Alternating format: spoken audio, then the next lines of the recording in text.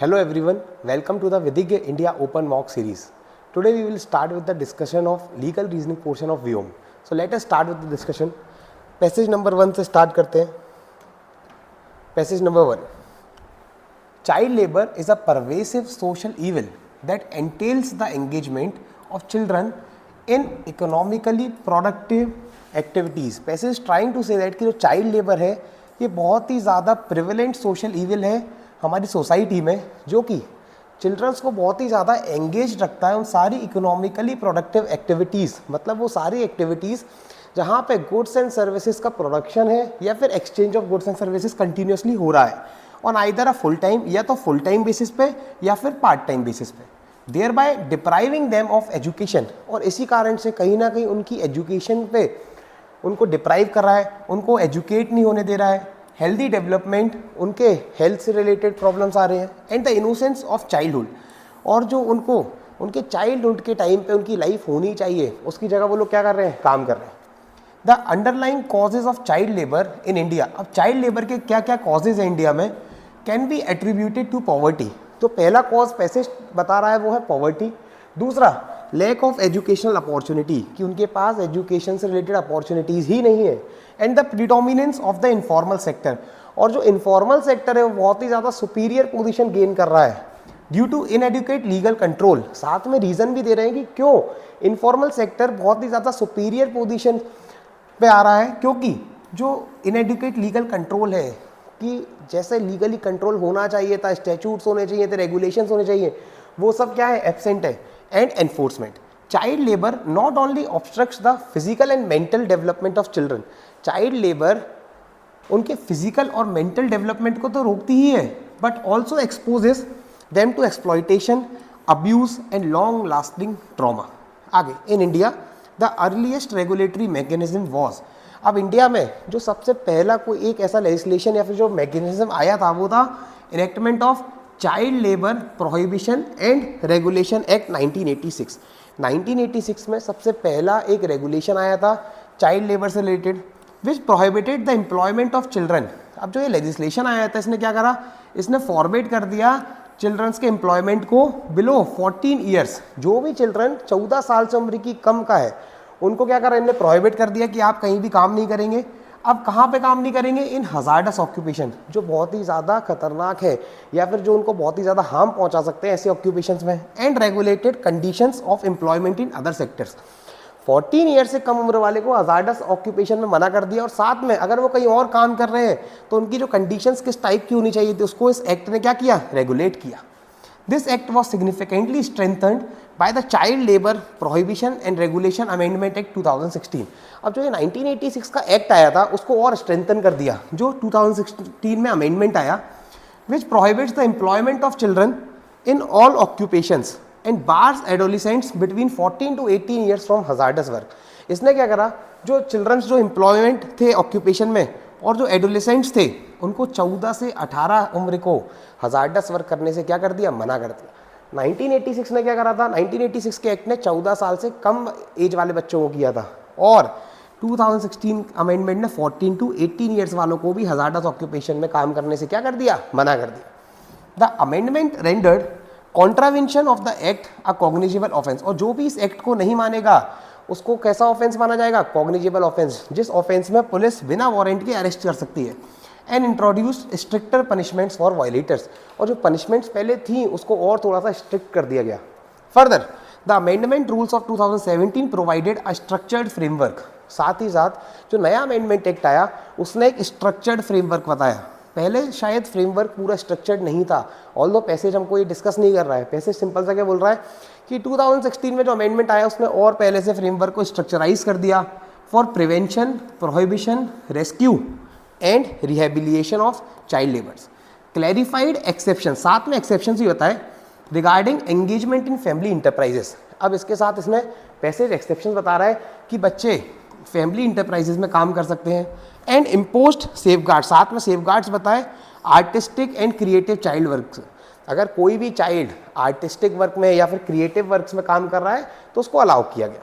The legislation also created a statutory rehabilitation fund. साथ में इस लेजिस्लेशन ने, इस स्टैट्यूट ने एक रिहेबिलिटेशन फंड को भी क्रिएट करा, जिससे कि वो फंड जो रेस्क्यूड चिल्ड्रन है, जो चिल्ड्रन काम कर रहे थे जैसा चाइल्ड लेबर कहीं हजार्डस ऑक्यूपेशन में या कहीं भी, जिनको रेस्क्यू करके लाया गया है, उनके लिए एक रिहेबिलिटेशन फंड भी स्थगित कर दिया गया, thereby securing their future welfare, जिससे कि उनका जो फ्यूचर वेलफेयर है उसको क्या किया जा सके, सिक्योर किया जा सके। आगे देखते हैं पैसेज क्या बोल रहा है। इंटरनेशनली अभी तक सारा नेशनल लेवल पे चल रहा था, 1986 का अमेंडमेंट आया, उसका 1986 का एक्ट आया, उसका 2016 का अमेंडमेंट आया। अब इंटरनेशनल लेवल पे बात कर रहे हैं। Internationally India is a party to the UN convention on the rights of child 1989।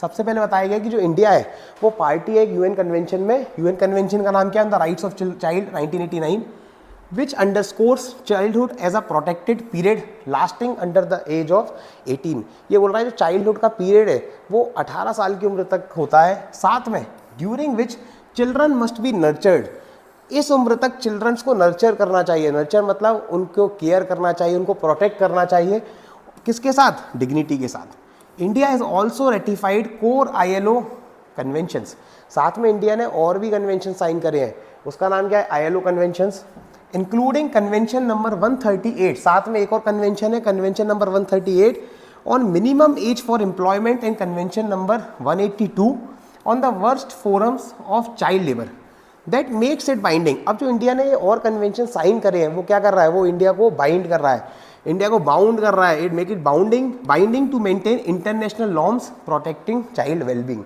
अभी तक इंडिया बाइंड नहीं थी, लेकिन अब पैसेज क्या बोल रहा है, इन कन्वेंशन को साइन करने की वजह से इंडिया क्या हो गई, इंडिया बाइंड हो गई कि उसको फॉलो करना पड़ेगा, चाइल्ड को प्रोटेक्ट करना पड़ेगा।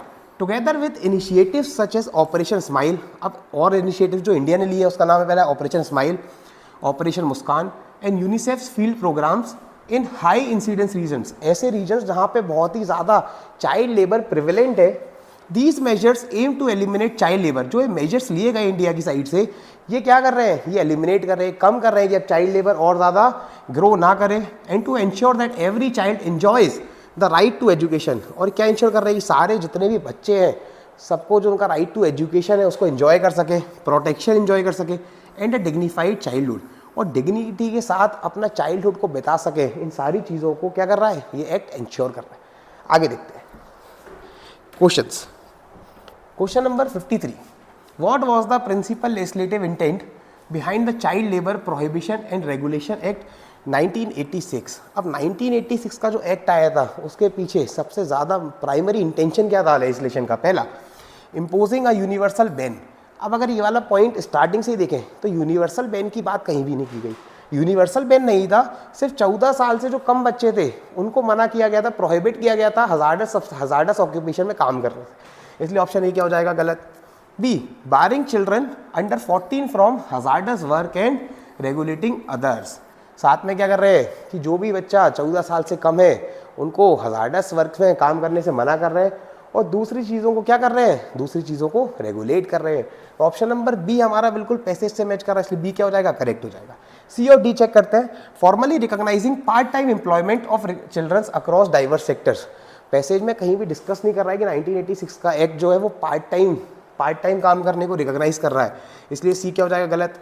Instituting direct monetary relief and assistance schemes for working children, 1986 act में कोई भी मॉनिटरी स्कीम्स नहीं है, ऑल्दो 2016 अमेंडमेंट एक रिहेबिलिटेशन फंड सिक्योर कर रहा है, लेकिन 1986 में इसकी कोई भी बात नहीं की गई, इसलिए डी बी क्या हो जाएगा, गलत। करेक्ट आंसर कौन सा हो जाएगा, ऑप्शन नंबर बी। चेक करते हैं, ऑप्शन नंबर बी हो जाएगा हमारा करेक्ट आंसर। आगे बढ़ते हैं। क्वेश्चन नंबर 54, विच की safeguard was instituted by the amendment rules of 2017 under the child labour act. अब देखो, अब की बार दूसरा जो अमेंडमेंट आया था उसकी बात कर रहे हैं।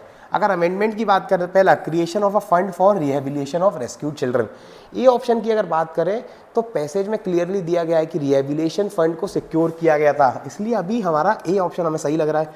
बी, सी और डी चेक करते, क्या पता कोई और ज़्यादा बेटर ऑप्शन मिल जाए। B, authorisation of unrestricted working hours for adolescents, unrestricted working hours की बात पैसेज में कहीं भी नहीं की गई है।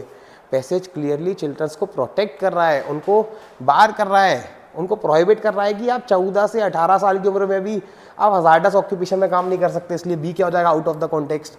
Granting employment permissions to children in all sector, all sectors में कहीं भी परमिशन ग्रांट नहीं कर रहा है। अगर परमिशन की बात करें भी तो वो क्लियरली बोल रहा है कि फैमिली इंटरप्राइज या फिर आर्टिस्टिक वर्क्स वगैरह में काम कर सकते हैं, इसलिए सी क्या हो जाएगा गलत। D provision of free academic materials, free academic materials की भी पैसेज में कहीं भी बात नहीं की, इसलिए डी ऑप्शन भी क्या हो जाएगा out of the context of the passage. A क्या हो जाएगा करेक्ट हो जाएगा। चेक करते हैं, करेक्ट आंसर है ऑप्शन नंबर ए। आगे बढ़ते हैं। Question number 55, which fundamental principle underlines both India's child labour laws and its international obligations. अब इनमें से कौन सा ऑप्शन जो है वो इंडिया के जो चाइल्ड लेबर लॉस है और साथ में जो इंटरनेशनल ऑब्लिगेशंस है उनको अंडरलाइन कर रहा है। पहला, enhancing children's economic contribution in informal sectors. अगर इनफॉर्मल सेक्टर्स की बात करें तो पैसेज कहीं भी ये मेंशन नहीं कर रहा कि वो ग्रोथ देना चाहता है कि चिल्ड्रंस जो इकोनॉमिक कंट्रीब्यूशन कर रहे हैं इनफॉर्मल सेक्टर में, इसलिए ये क्या हो जाएगा गलत। Lowering educational requirements for working minors. अब एजुकेशनल रिक्वायरमेंट को लोअर करने की बात नहीं की गई, पैसेज क्या बात कर रहा था कि चिल्ड्रंस का राइट टू एजुकेशन है वो फुलफिल होना चाहिए, इसलिए बी क्या हो जाएगा गलत। C safeguarding children's dignity rights and welfare. अगर ये ऑप्शन देखें तो इंडिया के जो लॉज है और इंटरनेशनल ऑब्लिगेशन है वो भी क्या बात कर रहे हैं कि चाइल्डहुड डिग्निटी के साथ जाना चाहिए, उनके राइट्स को प्रोटेक्ट करना चाहिए, उनका वेलफेयर देखना चाहिए, इसलिए करेक्ट आंसर क्या हो जाएगा option number C. D check करते, stimulating growth of informal employment avenues. अब कहीं भी पैसेज में इनफॉर्मल एम्प्लॉयमेंट सेक्टर्स की ग्रोथ की बात नहीं की, ये बोला गया है कि पहले वो प्रीडोमिनेंट पोजीशन पे थे, सुपीरियर पोजीशन पे थे, लेकिन उनकी ग्रोथ के बारे में बात नहीं की, उनको और ग्रोथ देनी चाहिए। डी क्या हो जाएगा गलत। करेक्ट आंसर हो जाएगा ऑप्शन नंबर सी। चेक करते हैं, ऑप्शन नंबर सी हो जाएगा करेक्ट। आगे बढ़ते हैं। Question number 56, what fundamental factor primarily renders child labour a societal affliction in India. पहला, perceived significant contribution to the national gross revenue. Passage कहीं भी ये डिस्कस नहीं कर रहा है कि जो चाइल्ड लेबर है वो नेशनल ग्रॉस रेवेन्यू में कंट्रीब्यूट कर रहा है, इसलिए out of the context of the passage. B curtailment of children's education and overall development. अगर हम बात करें चाइल्ड लेबर के क्या अफेक्ट है तो कहीं ना कहीं वो एजुकेशन में अफेक्ट कर रही है, उनके ओवरऑल डेवलपमेंट में रोक लगा रही है। अगर हम लोग पैसेज को देखें तो पैसेज में पहले पैराग्राफ में क्लियर दिया है कि उनकी एजुकेशन और उनके ओवरऑल डेवलपमेंट में प्रॉब्लम क्रिएट कर रही है, इसलिए ऑप्शन नंबर बी क्या हो जाएगा करेक्ट। सी देखते, economic relief offered to struggling families under duress. कहीं भी इकोनॉमिक रिलीफ नहीं दी जा रही है फैमिली को, although child rehabilitation fund create कर रहे हैं, वो भी किसको हेल्प करने के लिए, रेस्क्यूड चिल्ड्रन को हेल्प करने के लिए, जैसे सी क्या हो जाएगा गलत। Early initiation of work related skill acquisition among juveniles, ये भी पैसेज में कहीं बात नहीं की गई, इसलिए out of the context of the passage. D भी क्या हो जाएगा गलत। करेक्ट आंसर हो जाएगा option number B. Option number B correct हो गया। आगे देखते हैं। Question number 57, what specific characteristics inherent in the dominance of India's informal employment sectors facilitate wide spread child labour. अब ऐसा कौन सा एक पर्टिकुलर पॉइंट है जो कि इंडिया के इनफॉर्मल सेक्टर को हेल्प कर रहा है कि वो और चाइल्ड लेबर को ग्रोथ दे रहा है। पहला, अगर हम पैसेज की बात करें, ऑप्शन देखने से पहले पैसेज को याद करते हैं। पैसेज क्या बोल रहा था कि जो इनफॉर्मल सेक्टर है वो सुपीरियर पोजीशन पे है, प्रीडोमिनेंस ऑफ इनफॉर्मल सेक्टर। साथ में रीजन भी दिया था क्योंकि lack of regulation and control. अब कोई भी उनके लिए रेगुलेशन नहीं बनाए गए हैं, कोई भी उन पर लीगल कंट्रोल नहीं है। तो अगर हम ऑप्शंस में देखें, ये ऑप्शन क्या बात कर रहा है, इक्वल वेजेस, इक्वल वेजेस की बात नहीं कर रहा है। प्रीडोमिनेंटली एम्प्लॉइंग स्किल्ड एडल्ट्स, कहीं भी इनफॉर्मल सेक्टर स्किल्ड एडल्ट्स को अकेले एम्प्लॉय कर रहा है ऐसा नहीं दिया गया। C lack of regulation and legal oversight enabling easy exploitation of child labour. अगर पैसेज से वापस स्टार्ट करें, पैसेज में भी क्लियर दिया गया था कि प्रीडोमिनेंस ऑफ इनफॉर्मल सेक्टर क्यों है, सुपीरियर पोजीशन क्यों गेन कर रहा है, क्योंकि रेगुलेशन नहीं है, कोई लीगल ओवरसाइट नहीं, इसलिए ऑप्शन नंबर सी क्या हो जाएगा गलत। दे प्रोवाइड गारंटीड एजुकेशनल, कहीं भी informal sector guaranteed educational support provide नहीं करवा रहा, इसलिए इसको आगे ही नहीं पढ़ना। डी क्या हो जाएगा गलत। करेक्ट हो जाएगा ऑप्शन नंबर सी। चेक करते हैं, ऑप्शन नंबर सी हो गया करेक्ट। आगे बढ़ते हैं। Question number 58, how does India's ratification of core ILO conventions fundamentally enhance its effort to eradicate child labour. अब ये बोल रहे हैं जो इंडिया ने रेटिफाई किया ILO कन्वेंशंस वगैरह को, उससे वो क्या एनहांस कर रहा है कि उसके इंडिया के एफर्ट्स किस टाइप से दिखे जाएंगे अगर वो चाइल्ड लेबर को हटाता है। तो पहला, it binds India to uphold global standards safeguarding child welfare. अगर पैसेज की बात करें, लास्ट पैराग्राफ क्या बोल रहा था, इंडिया ने जो रेटिफाई करे हैं सारे कन्वेंशंस, वो इंडिया को क्या कर रहे हैं, इंडिया को बाइंड कर रहे हैं कि आपको चाइल्ड के वेलबींग में हेल्प करना पड़ेगा, उनके राइट्स को सेफगार्ड करना पड़ेगा, प्रोटेक्ट करना पड़ेगा, इसलिए ऑप्शन नंबर ए क्या हो जाएगा अभी हमने ऑप्शन नंबर ए देखा है, बी, सी और डी चेक करते हैं। अभी ऑप्शन नंबर ए हमें बिल्कुल करेक्ट लग रहा है, B. It enables employment of children across international industries freely. अगर लास्ट पैराग्राफ की बात करें पैसेज की, जिसमें इंटरनेशनल लेवल का पॉइंट डिस्कस किया गया है, ऑब्लिगेशंस के बारे में डिस्कस किया है, इंटरनेशनल कन्वेंशंस के बारे में डिस्कस किया है, वो कहीं भी चिल्ड्रंस के एम्प्लॉयमेंट की बात नहीं कर रहे हैं कि इंटरनेशनल इंडस्ट्रीज में फ्रीली वो कहीं भी एम्प्लॉयड किया जा सकते हैं, इसलिए बी क्या होगा, out of the context of the passage. C की बात करते हैं, it mandates lowering the minimum age of work in all sectors. वो मैंडेट कर रहा है क्या, मैंडेट कर रहा है हमारी इंडिया के लेजिस्लेशंस। वो बोल रहा है कि 14 साल से कम 1986 वाला, और 2016 वाला वो क्या बोल रहा है 14 से 18 साल वाला। लेकिन अगर हम इंटरनेशनल की बात करें तो वो नहीं कर रहा है, इसलिए सी क्या हो जाएगा गलत। D, it encourages increased informal sector job opportunities. जो इंटरनेशनल ऑब्लिगेशंस है वो इनफॉर्मल सेक्टर्स को, अगर हम पैसेज के थ्रू डिस्कस करेंगे तो पैसेज में कहीं भी वो इनफॉर्मल सेक्टर्स को ग्रोथ नहीं प्रोवाइड करवा रहा, ना ही वो इनफॉर्मल सेक्टर के बारे में कुछ भी डिस्कस कर रहा है, इसलिए डी भी क्या हो जाएगा गलत। करेक्ट आंसर हो जाएगा ऑप्शन नंबर ए। आगे देखते हैं, ऑप्शन नंबर ए क्या हो गया correct answer. Next passage, passage number 2, defamation in India. Passage number 2 defamation से रिलेटेड, क्रिमिनल लॉ से रिलेटेड है। In India occupies a contested space between. अब जो डिफेमेशन है ना, वो एक बहुत ही ज़्यादा कंटेस्टेड स्पेस ऑक्यूपाई करता है between fundamental right to freedom of speech. जो fundamental right to freedom of speech है ना, article 19 clause 1 sub clause A में, और साथ में right to reputation guaranteed under article 21। और जो राइट टू रेप्यूटेशन आर्टिकल 21 के अकॉर्डिंग्स में गारंटीड है और साथ में right to freedom of speech है, उसके बीच में कंटेस्टेड स्पेस ऑक्यूपाई करता है defamation. Defamation is understood as the publication of a statement. अब डिफेमेशन की डिफाइन कर रहे हैं, वो बोल रहे हैं डिफेमेशन मतलब कि एक स्टेटमेंट का पब्लिकेशन विदाउट लॉफुल जस्टिफिकेशन। कोई भी एक स्टेटमेंट को पब्लिश कर देना जिसके पीछे आपके पास कोई भी लॉफुल जस्टिफिकेशन नहीं है, which lowers the reputation of a person. अब जो स्टेटमेंट पब्लिश की जा रही है वो क्या कर रहे हैं, वो सामने वाले पार्टी की रेप्यूटेशन को क्या कर रही है, लोअर कर रही है, कम कर रही है, और सब्जेक्ट्स देम टू हेट्रेड और रेडिकुले, या फिर दूसरे लोग उनको उस स्टेटमेंट की वजह से गलत तरीके से देखना चालू कर देते हैं, ह्यूमिलिएट करना चालू कर देते हैं। सेक्शन 356 ऑफ द भारतीय न्याय संहिता क्रिमिनलाइजेस सच एक्ट्स। अब जो इस टाइप के एक्ट्स हैं जिसमें आप एक स्टेटमेंट पब्लिश कर रहे हो जिसकी वजह से किसी की रेप्यूटेशन को हार्म पहुंच रही है, उसको सेक्शन 356 ऑफ द भारतीय न्याय संहिता क्या कर रही है, क्रिमिनलाइज कर रही है। Extending protections not only to individuals, साथ ही साथ ये सिर्फ इंडिविजुअल्स को प्रोटेक्शन नहीं दे रही, साथ में एसोसिएशंस को भी प्रोटेक्शन दे रही है, कॉर्पोरेशंस को भी प्रोटेक्शन दे रही है, और साथ ही साथ जो व्यक्ति की डेथ हो चुकी है डिसीज्ड को भी प्रोटेक्शन दे रही है। आप डिसीज्ड के अगेंस्ट भी कुछ गलत पब्लिकेशन नहीं कर सकते हैं। आगे, India law recognises both civil and criminal defamation. अब ये बोल रहा है जो इंडियन लॉ है ना, वो सिविल डिफेमेशन को भी रिकॉग्नाइज करता है और साथ ही साथ क्रिमिनल डिफेमेशन को भी रिकॉग्नाइज करता है। Civil defamation is a private wrong. ये बोल रहे हैं सिविल डिफेमेशन है ना, वो एक प्राइवेट रॉन्ग है, रेमेडीड थ्रू डैमेजेस। इसकी रेमेडी क्या है, डैमेजेस। डैमेजेस मतलब कंपनसेशन मिलता है अगर सिविल लॉ की बात करें तो। लेकिन while criminal defamation treats injury to reputation as a public offence. लेकिन जो क्रिमिनल डिफेमेशन है वो जो भी इंजरी पहुंच रही है आपकी रेपुटेशन को, उसको कैसा मान रहा है, पब्लिक ऑफेंस।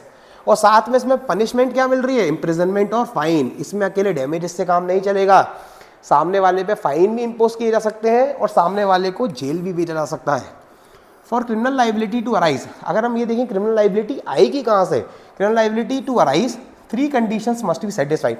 3 कंडीशन सेटिस्फाई करनी पड़ेगी अगर किसी पर्सन के अगेंस्ट हमें क्रिमिनल लाइबिलिटी या फिर क्रिमिनल डिफेमेशन का केस करना है तो। पहला, the statement must be defamatory. सबसे पहला स्टेटमेंट कैसी होनी चाहिए, डिफेमेटरी होनी चाहिए, directed at an identifiable person और group.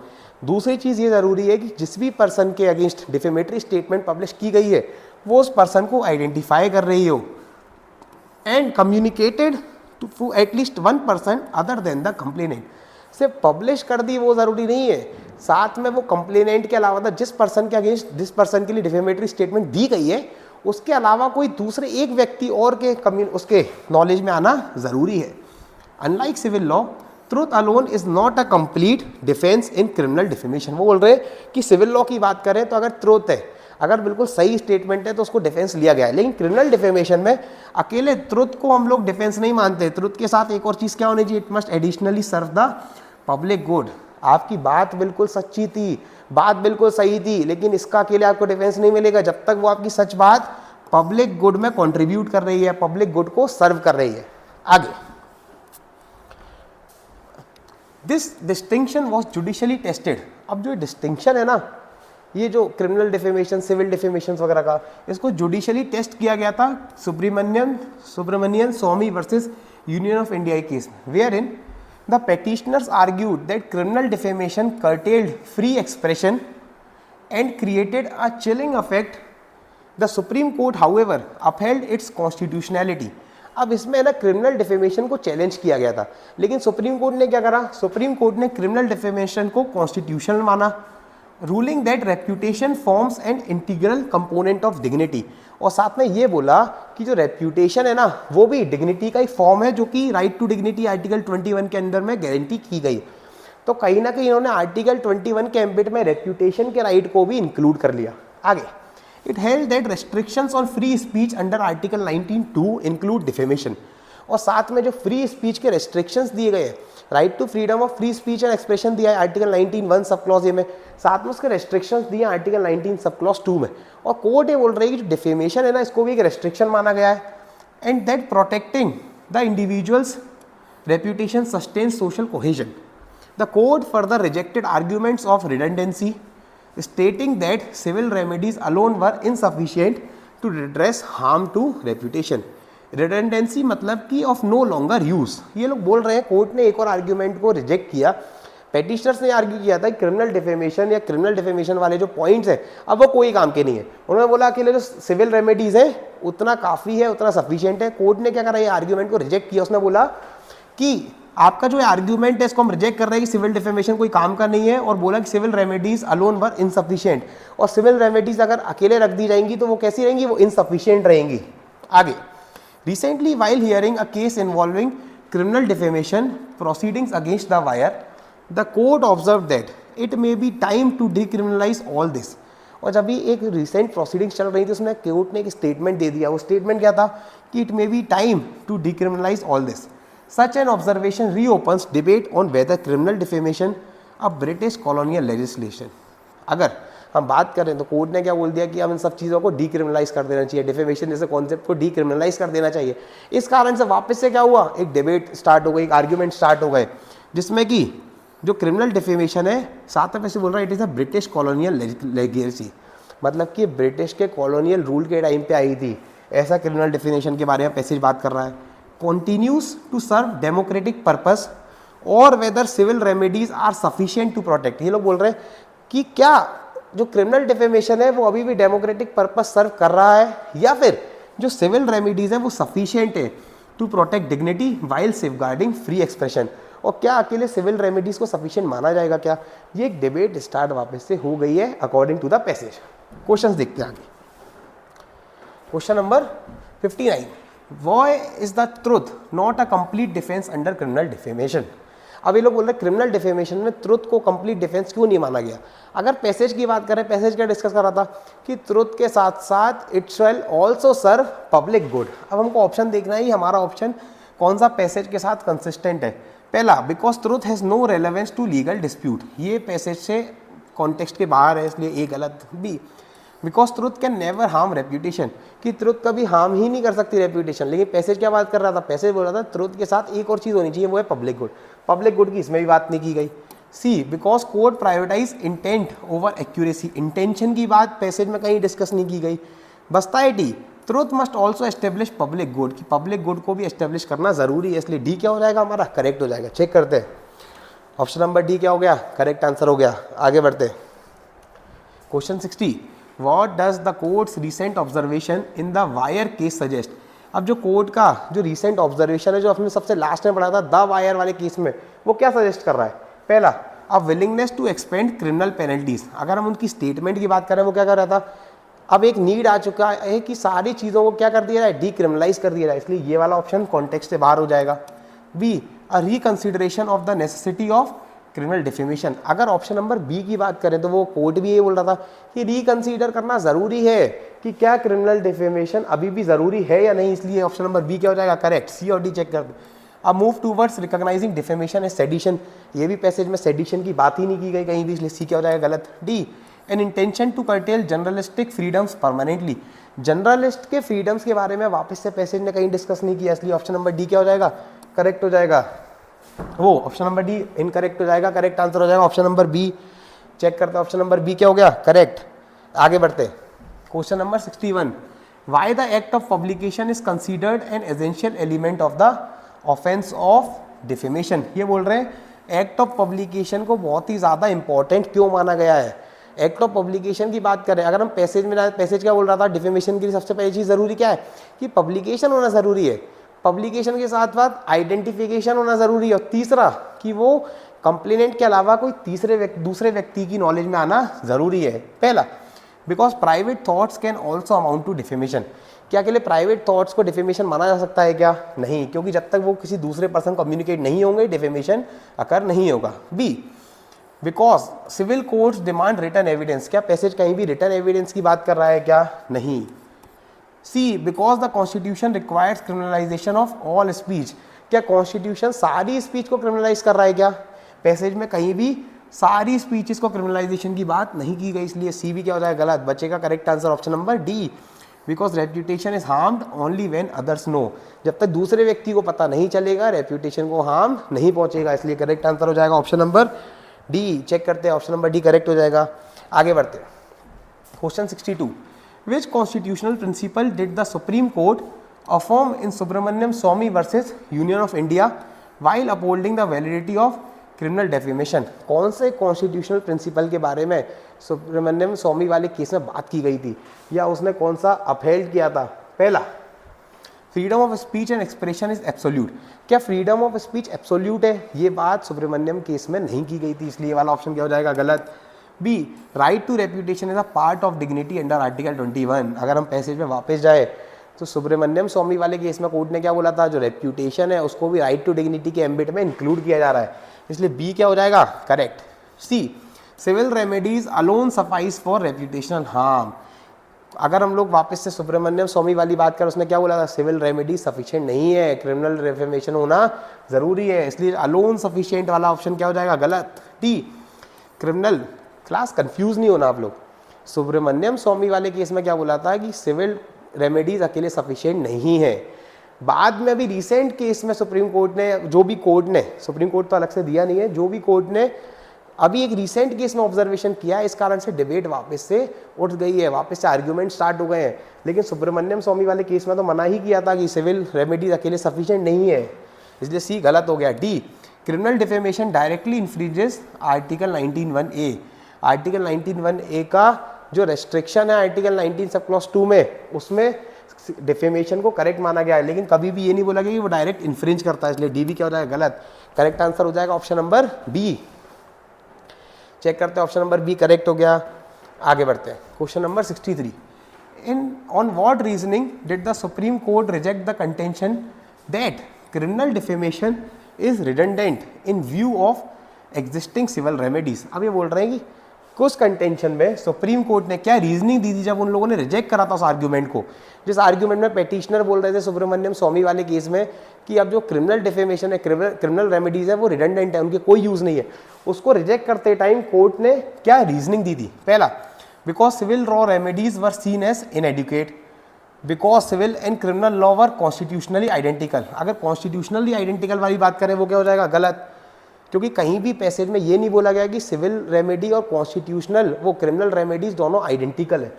C, because damages are irrelevant for defamation. ये लोग बोल रहे हैं कि डैमेजेस क्योंकि इररिलेवेंट है। अगर सुब्रमण्यम स्वामी वाली बात करें जिसमें उन लोगों ने आर्ग्यूमेंट को रिजेक्ट किया था, उसमें कहीं भी साथ में ये रीजनिंग दी थी कि जो डैमेजेस है वो इररिलेवेंट है, इसलिए ये भी out of the context of passage रहेगा C. D, because foreign laws demanded its retention.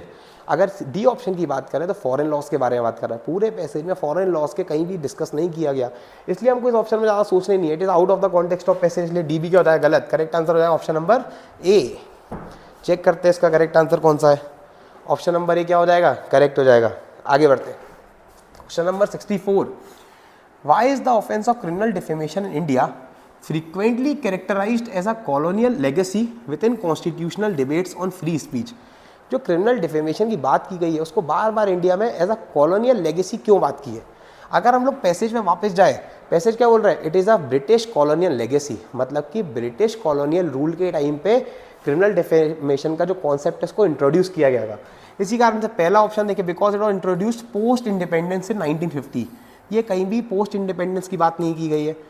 Because it made Anglo Saxon common law, अगर एंग्लो सेक्शन कॉमन लॉ की बात करें ये भी पैसेज से बाहर का है। C, because it was frame during British colonial rule. देखो जो बोल रहे हैं ना वो लोग बार बार ब्रिटिश कॉलोनियल लेगेसी, अगर इसको हम इन्फर करें तो इससे क्या ज्यूम करके चलेंगे कि ब्रिटिश कॉलोनियल लेगेसी मतलब कि ब्रिटिश कॉलोनियल रूल के टाइम पे इंट्रोड्यूस किया गया है, इसलिए ऑप्शन नंबर सी क्या हो जाएगा, correct. D, because it originated in American constitutional law. Passage की बात करें, हमें बिल्कुल strictly based on the passage रहना है, पैसेज में कहीं भी अमेरिकन कॉन्स्टिट्यूशनल लॉ को डिस्कस नहीं किया गया, इसलिए डी भी क्या हो जाएगा, डायरेक्ट गलत हो जाएगा।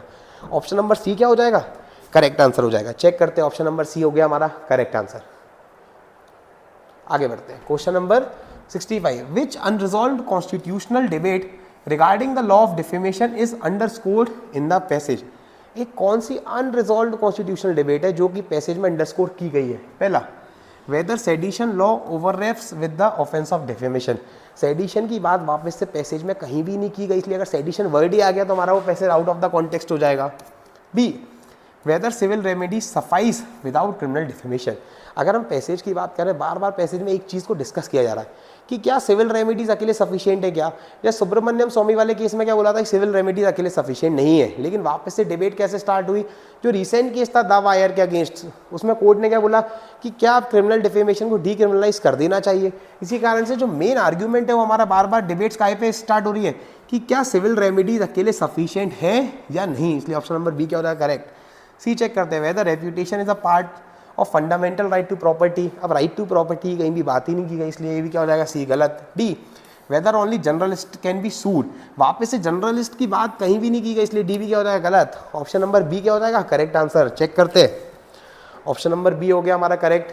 अब अगर पैसेज नंबर 3 की बात करें, the Rajasthan assembly has passed the Rajasthan coaching centres control and regulation bill 2025, Rajasthan assembly उसने एक पास करा है बिल जिसका नाम है Rajasthan coaching centres control and regulation bill 2025, aimed at regulating. अब इसका मेन एम क्या है, इसका मेन एम है रेगुलेट करना the rapidly growing coaching industry, जो रैपिडली कोचिंग इंडस्ट्रीज ग्रो कर रही हैं उसको रेगुलेट करना, and ensuring a healthier more supportive academic environment, और साथ में क्या इंश्योर करना कि मोर सपोर्ट, ज़्यादा सपोर्ट करे एकेडमिक इन्वायरमेंट, साथ में एकेडमिक इन्वायरमेंट कैसा हो, ज़्यादा हेल्दी हो। आगे, the legislation is framed against a grave background, in the past 4 years 88 student suicides have been recorded. अब अगर लेजिस्लेशन की बात करें कि इसको फ्रेम क्यों किया गया है, उसके पीछे रीजंस है। पहला, 88 स्टूडेंट्स ने सुसाइड करा है, ये रिकॉर्ड किया जा चुका है अभी लास्ट 4 years में, इंक्लूडिंग 17 कोटा। 88 सुसाइड्स में से 70 सुसाइड्स कहाँ पे थे, कोटा में थे। Widely seen as India's coaching hub. Earlier in 2015, the Rajasthan High Court taking suo motu cognizance of frequent student suicides। अब बोला 2015 में राजस्थान हाई कोर्ट ने सुओ मोटो कॉग्निजेंस लिया, कॉग्निजेंस जो कि उसने खुद से लिया बिना किसी के कंप्लेंट पे, और frequent student suicides had recommended, और उसने रिकमेंड किया था कि स्टैट्यूटरी फ्रेमवर्क, एक लेजिस्लेशन आना चाहिए to tackle the problem which directly inspired the creation of the bill. और राजस्थान हाई कोर्ट ने क्या करा था, रिकमेंड किया था कि लेजिस्लेशन होना चाहिए जो कि कोचिंग इंडस्ट्रीज को रेगुलेट करा, और इस रिकमेंडेशन की वजह से, इस रिकमेंडेशन ने इंस्पायर किया जिससे कि बिल को क्रिएट किया गया। आगे, the bill sets up the Rajasthan coaching centre.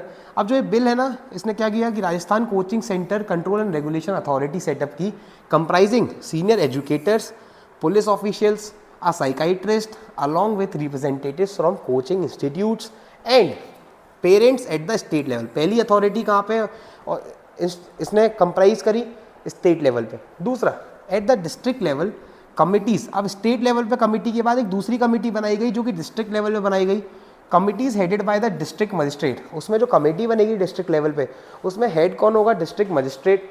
Second, supported by police and health officials and will monitor registration. और ये डिस्ट्रिक्ट लेवल वाली कमेटी क्या करेगी, रजिस्ट्रेशन को मॉनिटर करेगी, कंप्लाइंस को देखेगी, and grievance addressed by parents. और जितने भी ग्रीवियंस जो कि पेरेंट्स के द्वारा लाए जा रहे हैं या फिर स्टूडेंट्स के द्वारा लाए जा रहे हैं, उनको कहीं ना कहीं रिड्रेस करेगी, कहीं ना कहीं उनको सॉल्व करने में हेल्प करेगी। आगे, अगर पैसेज में आगे डिस्कस करें कि under the new regime centres enrolling more than 100 students must register with in 3 months.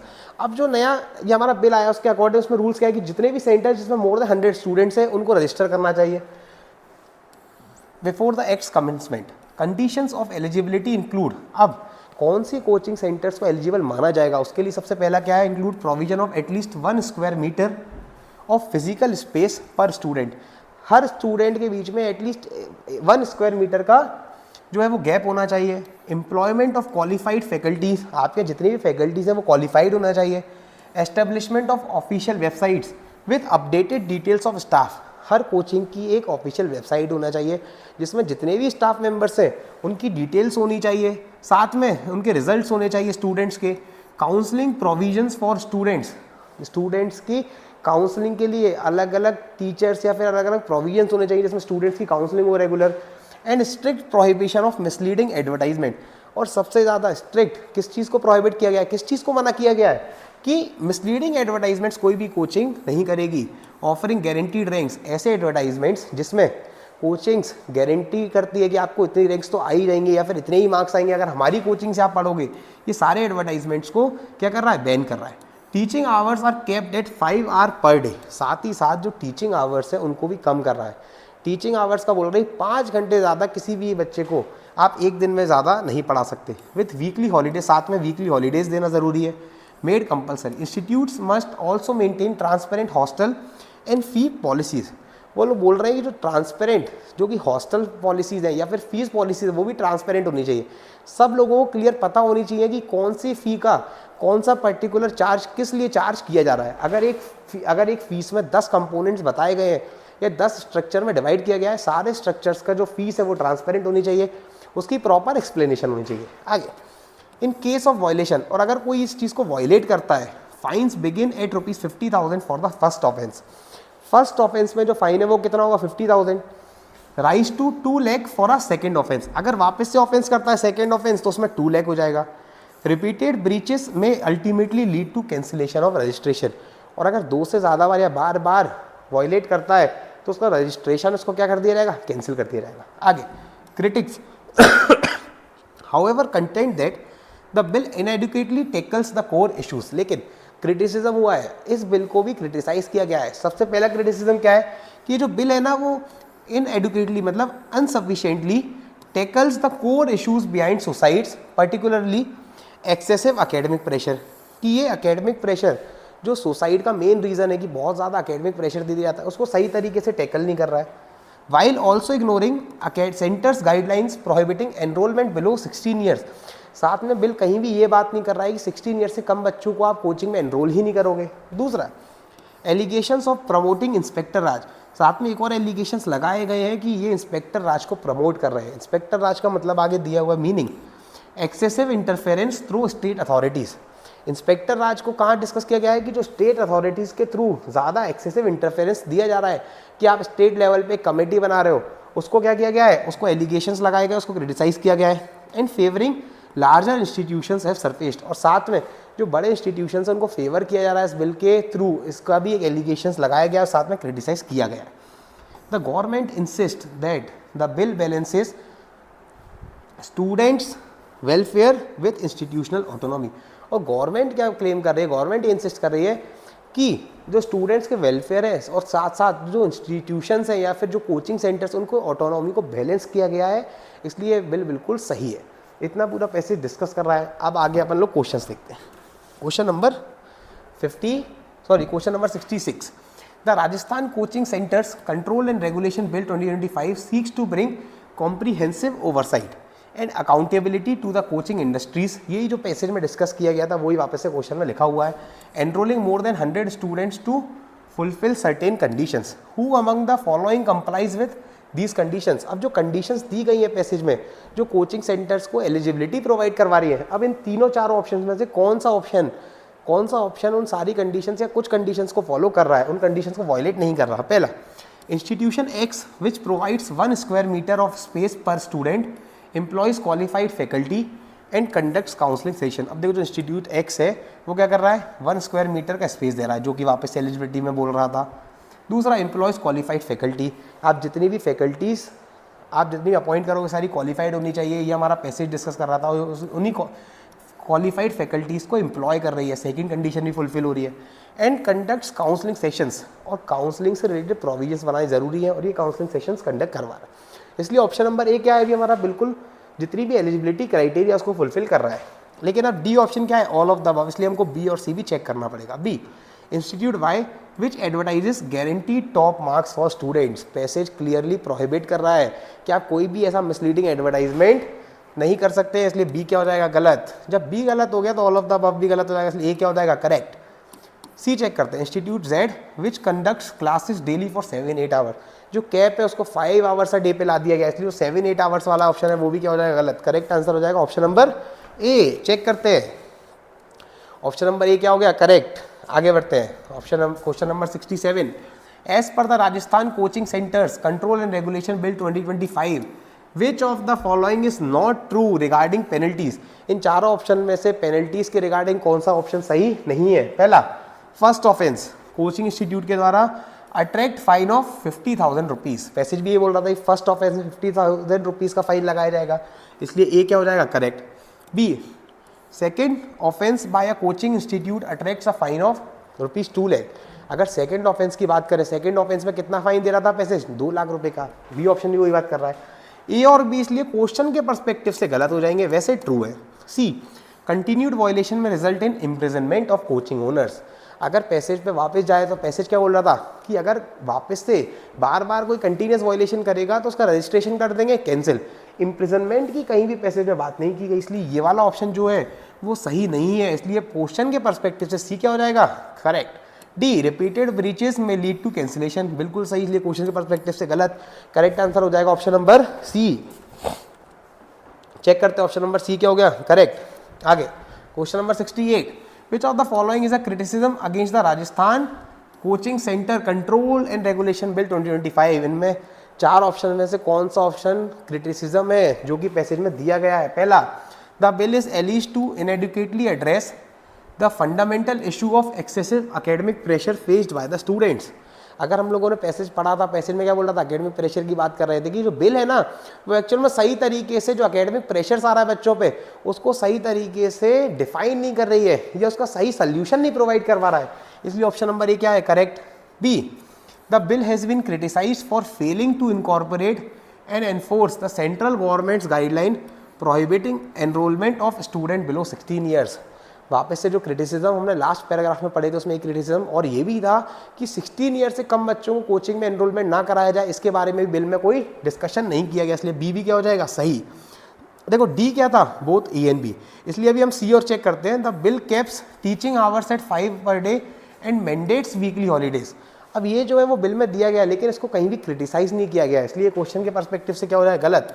जब ए और बी सही है तो ऑप्शन नंबर डी क्या हो जाएगा हमारा, करेक्ट आंसर। चेक करते करेक्ट आंसर कौन सा है, ऑप्शन नंबर डी हो जाएगा हमारा करेक्ट। आगे बढ़ते हैं, question 69, the Rajasthan coaching centres control and regulation bill 2025 sets up the Rajasthan coaching centres authority, अब जो बिल है ना वो क्या सेटअप कर रहा है कि स्टेट लेवल पे अथॉरिटी और डिस्ट्रिक्ट लेवल पे authority with a wider ranging composition including senior educators and officials, psychiatrist along with representatives from coaching institutes and parents.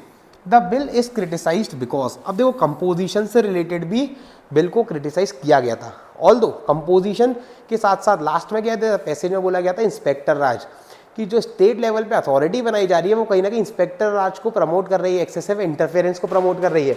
तो अगर ऑप्शंस में देखें तो ए ऑप्शन को देखते हैं, composition of the authority can lead to excessive interference. अगर passage की बात करें तो क्रिटिसिज्म किस चीज़ पे हो रहा था कि जो स्टेट लेवल की अथॉरिटीज़ हैं वो इंस्पेक्टर राज को प्रमोट कर रही हैं, एक्सेसिव इंटरफेरेंस को प्रमोट कर रही है, इसलिए ऑप्शन नंबर ए क्या है हमारा, करेक्ट लग रहा है। लेकिन D option all of the above, इसलिए बी और सी को चेक करते हैं। B, the bill confers significant powers upon the authority including registration, monitoring of compliance and grievance redressal by the students। अगर बी ऑप्शन की बात करें तो ये सारी चीज़ें डिस्ट्रिक्ट लेवल कमेटी को दी गई हैं लेकिन क्रिटिसिज्म अकेला स्टेट लेवल अथॉरिटीज़ का था, इसलिए ऑप्शन नंबर बी क्या हो जाएगा, गलत। C, the bill excludes police officials from the Rajasthan coaching centres authority, अगर कहीं भी हम लोग क्रिटिसिज्म को डिस्कस करेंगे, लास्ट मैसेज को प्रोवाइड बात करेंगे, लास्ट पैसेज में पुलिस ऑफिशियल्स के बारे में कहीं भी बात नहीं की, पुलिस ऑफिशियल्स को कहीं से कहीं तक क्रिटिसाइज नहीं किया गया, इसलिए सी क्या हो जाएगा, गलत हो जाएगा। साथ में ऑप्शन नंबर ए क्या हो जाएगा, बिल्कुल करेक्ट हो जाएगा। और अगर एक और चीज़ बात करें हम इसमें, बिल एक्सक्लूड्स पुलिस ऑफिशियल्स, अगर देखा जाएगा ना तो डिस्ट्रिक्ट लेवल कमेटी में तो पुलिस ऑफिशियल्स को इंक्लूड किया गया है, इसलिए उस कारण से भी ऑप्शन नंबर सी क्या हो जाएगा, गलत। करेक्ट आंसर हो जाएगा ऑप्शन नंबर ए। आगे बढ़ते हैं, question number 70, with respect to the grievance redressal mechanism established under the Rajasthan coaching centre bill 2025, which of the following statements correctly describes this mechanism.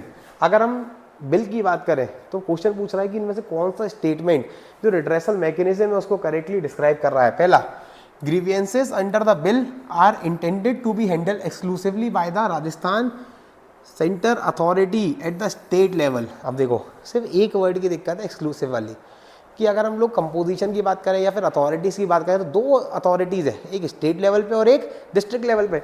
जो एक्सक्लूसिव वर्ड यूज़ कर दिया गया कि सिर्फ Rajasthan coaching centre authority state level वाली करेगी, तो वो क्या हो जाएगा, गलत। B, committees headed by the district magistrate supported by police and health officials are empowered to redress grievances raised by students और पेरेंट्स एट डिस्ट्रिक्ट लेवल। यहाँ पे क्या बोल रहे हैं कि डिस्ट्रिक्ट लेवल पे कमेटी बनाई जाएगी जिसका हेड कौन करेगा, डिस्ट्रिक्ट मजिस्ट्रेट, उनको सपोर्ट कौन करेंगे, पुलिस एंड हेल्थ ऑफिशियल्स, और साथ में उनको क्या एम्पावरमेंट है, क्या उनको पावर्स दी गई कि वो रिड्रेस कर सकते हैं ग्रीवियंसेस जो कि स्टूडेंट्स और पेरेंट्स के द्वारा उनके आगे लाए जाएंगे। अगर इस ऑप्शन को देखा जाए तो ये बिल्कुल पैसेज से मैच कर रहा है, इसलिए ऑप्शन नंबर बी क्या हो जाएगा, correct. C, the bill envisages the establishment of separate committees composed only of parents. वापस से अगर पैसेज को बात करें, देखो कुछ चीज़ें हमें क्लियर बता देती हैं कि ये तो पैसेज में डिस्कस ही नहीं किया, पैसेज में कहीं भी ये बात नहीं की गई कि सिर्फ पेरेंट्स की एक अलग से कमेटी बनाई जाएगी, इसलिए सी भी क्या हो गया, गलत। और D, none of the above वाला ऑप्शन ऑटोमेटिकली गलत हो जाएगा क्योंकि ऑप्शन नंबर बी क्या हो जाएगा, सही, इसलिए करेक्ट आंसर हो जाएगा ऑप्शन नंबर बी। चेक करते हैं, करेक्ट आंसर हो गया option number B. Passage number 4 को स्टार्ट करते हैं। अब क्या बोलता है, the national sports governance bill 2025 recently passed by parliament. अभी पार्लियामेंट ने एक बिल पास किया है जिसका नाम है national sports governance bill 2025, creates a comprehensive framework, एक ऐसा फ्रेमवर्क जो ऑलमोस्ट सारी चीज़ों को इंक्लूड कर रहा है। कॉम्प्रिहेंसिव का मतलब for regulating recognised national sports bodies. अब जो बिल पास किया गया है वो बिल क्या कर रहा है, रेगुलेट कर रहा है सारी नेशनल स्पोर्ट्स बॉडीज़ को जो कि इंडिया में एग्जिस्ट करती है। The bill seeks to align governance structures with international standards. अब बिल का मेन एम क्या है कि वो चाहता है कि जितने भी गवर्नेंस स्ट्रक्चर्स हैं उनको अलाइन करे, किसके साथ, जितने भी इंटरनेशनल स्टैंडर्ड्स हैं, including the Olympic and para Olympic charters. जितने भी चार्टर्स हैं ओलंपिक से रिलेटेड या फिर पैरा ओलंपिक से रिलेटेड, फोकसिंग ऑन ट्रांसपेरेंसी। अब मेन फोकस क्या है इनका, transparency, accountability and athletes welfare. Among it's provisions is the establishment of the national sports board. जो प्रोविजंस इस बिल में दिए गए हैं उसमें सबसे इंपॉर्टेंट एक मेन प्रोविजन कौन सा है, नेशनल स्पोर्ट्स बोर्ड का, जिसका काम क्या है, टू ओवरसी गवर्नेंस। इसका मेन काम रेगुलेटरी है कि इसको जो भी गवर्नेंस है उसको ओवरसी करना है। साथ में and the creation of the national sports tribunal, दूसरी बॉडी एक और क्या कर रही है, क्रिएट। ये जो बिल है वो नेशनल स्पोर्ट्स ट्रिब्यूनल भी क्रिएट कर रहा है for dispute resolution outside of courts. Courts के बाहर जितने भी डिस्प्यूट्स अगर आपको सॉल्व करने हैं तो आपको कहाँ जाना पड़ेगा, नेशनल स्पोर्ट्स ट्रिब्यूनल के बाहर। A contentious issue concerns the applicability of the right to information act 2005। अब एक और मेन इशू है जो कि आरटीआई से रिलेटेड है कि क्या आरटीआई एक्ट अप्लाई होगा या नहीं होगा to sports organisations. The original bill proposed, जो एक्चुअल में ओरिजिनल बिल प्रपोज किया गया था, पैसेज ये बोल रहा है, recognised sports body would be considered public authorities under the RTI act. अब जो ओरिजिनल बिल प्रपोज किया गया था उसने तो सारी स्पोर्ट्स बॉडीज को as a public authority recognise किया था और इसी कारण से उसको आरटीआई एक्ट के एम्बिट में लाया गया था, subjecting their functions and governance to public scrutiny. और इसी कारण से अब आरटीआई के एक्ट के एम्बिट में लाया गया, उसी टाइम पे उन्होंने इसको सब्जेक्टेड कर दिया, मतलब अब पब्लिक स्क्रूटनी, मतलब पब्लिकली इसको एग्जामाइन किया जा सकेगा। आरटीआई एक्ट के थ्रू जो भी इंफॉर्मेशन पब्लिक को चाहिए वो लोग मांग सकेंगे। लेकिन this inclusion would have unequivocally brought the Board of Control for Cricket in India BCCI under transparency laws। और जो इंक्लूजन था ना, जो ओरिजिनल बिल में था, वो इंक्लूजन कहीं ना कहीं बीसीसीआई को आरटीआई एक्ट के एम्बिट में ले आता और सारे जितने भी हमारे बीसीसीआई से रिलेटेड सारी वर्किंग है उसको कहीं ना कहीं ट्रांसपेरेंट कर देता। आगे, however a subsequent amendment restricts public authority status to organizations receiving direct financial assistance.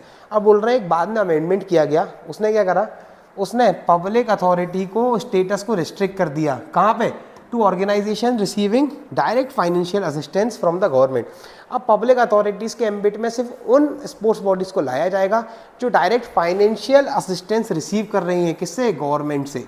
Since the BCCI does not receive such funding, और बीसीसीआई कोई ऐसी फंडिंग गवर्नमेंट से रिसीव नहीं करती है, इसी कारण it is effectively excluded from the RTI act ambit, और इसी कारण से बीसीसीआई को आरटीआई के एम्बिट से क्या कर दिया गया, बाहर कर दिया गया।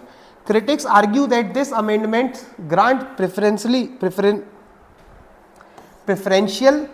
treatment to the BCCI, और जो लोग हैं जो क्रिटिसाइज कर रहे हैं वो ये आर्ग्यू कर रहे हैं क्रिटिसिज्म में कि ये एक प्रेफरेंशियल ट्रीटमेंट दे रहा है, ये एक फेवरेटिज्म वाली बात कर रही है, despite long standing calls for greater transparency.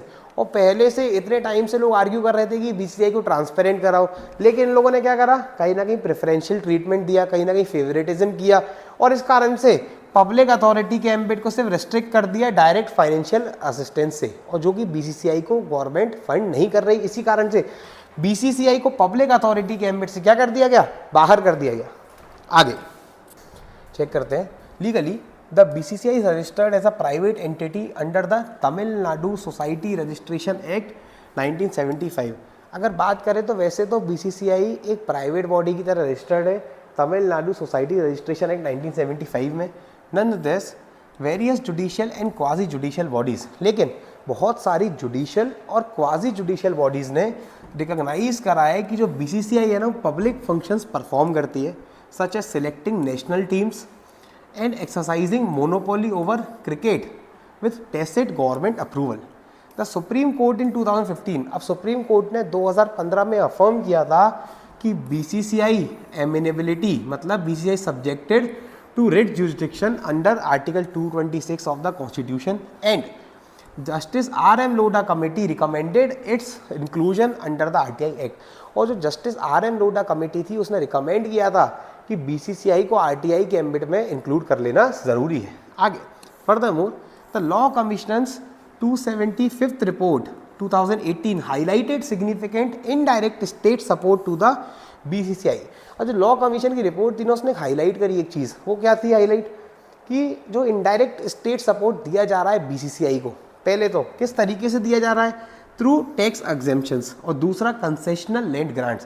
पहले तो टैक्सेस में उसको एग्जेम्प्ट कर दिया जा रहा है बहुत जगहों पे, और साथ में उसको बहुत जगहों पे लैंड ग्रांट्स दिए जा रहे हैं, जहाँ पे ज़मीनों का रेंट लेना चाहिए था वहाँ पे उसको कम रेंट पे ज़मीन प्रोवाइड करवाई जा रही है।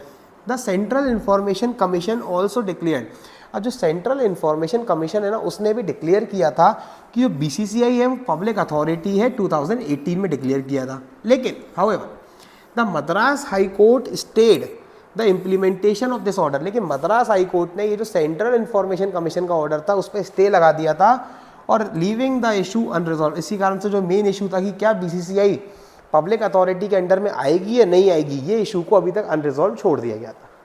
Inclusion of the BCCI under the RTI act would enable citizens, अब पैसे जो बोल रहा है कि अगर बीसीसीआई को आरटीआई एक्ट के एम्बिट में ला दिया गया तो वो क्या हेल्प करेगा, पहला वो सिटीजन्स को हेल्प करेगा कि वो जब चाहें वो इन्फॉर्मेशन सीख कर सकते हैं, इन्फॉर्मेशन मांग सकते हैं regarding team selections, financial dealings, governance and decisions making processes, thereby institutionalising transparency. इससे एक चीज़ क्या हेल्प होगी कि जितना भी ट्रांसपेरेंसी का काम है, जैसे कि बीसीसीआई के सारे काम कैसे रहेंगे, ट्रांसपेरेंट। क्यों, क्योंकि जैसे ही आरटीआई एम्बिट के अंडर में आएगा कोई भी सिटीजन जाके आरटीआई एक्ट की हेल्प से कोई भी इन्फॉर्मेशन सीख कर सकेगा।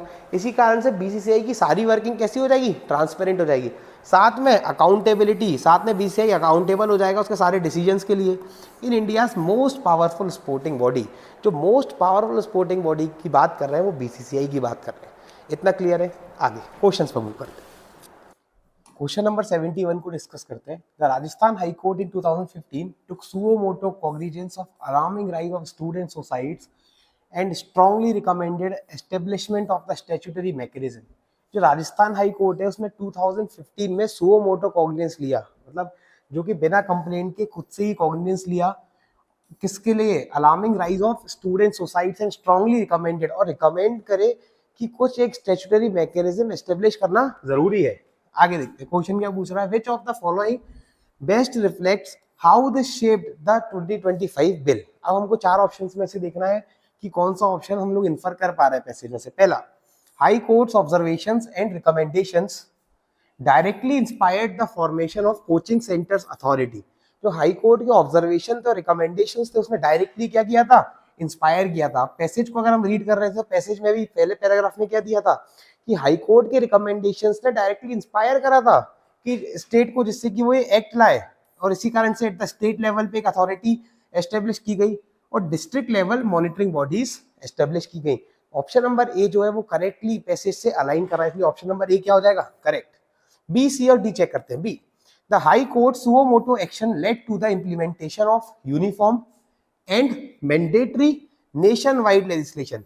अब जो लेजिस्लेशन आया था वो लेजिस्लेशन सिर्फ स्टेट ऑफ राजस्थान के लिए था, ना कि वो नेशन वाइड सारी स्टेट्स के लिए था। एप्लीकेबल टू ऑल स्टेट्स नहीं, सिर्फ राजस्थान को एप्लीकेबल था, इसलिए बी क्या हो जाएगा, गलत। C, high court specifically prohibited misleading advertisements. अगर हम लोग पैसेज को रीड करें, हाई कोर्ट ने रिकमेंडेशंस दिए थे कोई स्टैट्यूटरी मैकेनिज्म होना चाहिए था, लेकिन उसमें स्पेसिफिकली मिसलीडिंग एडवर्टाइजमेंट्स के बारे में डिस्कस नहीं किया था, इसलिए ऑप्शन नंबर सी भी क्या हो गया, गलत।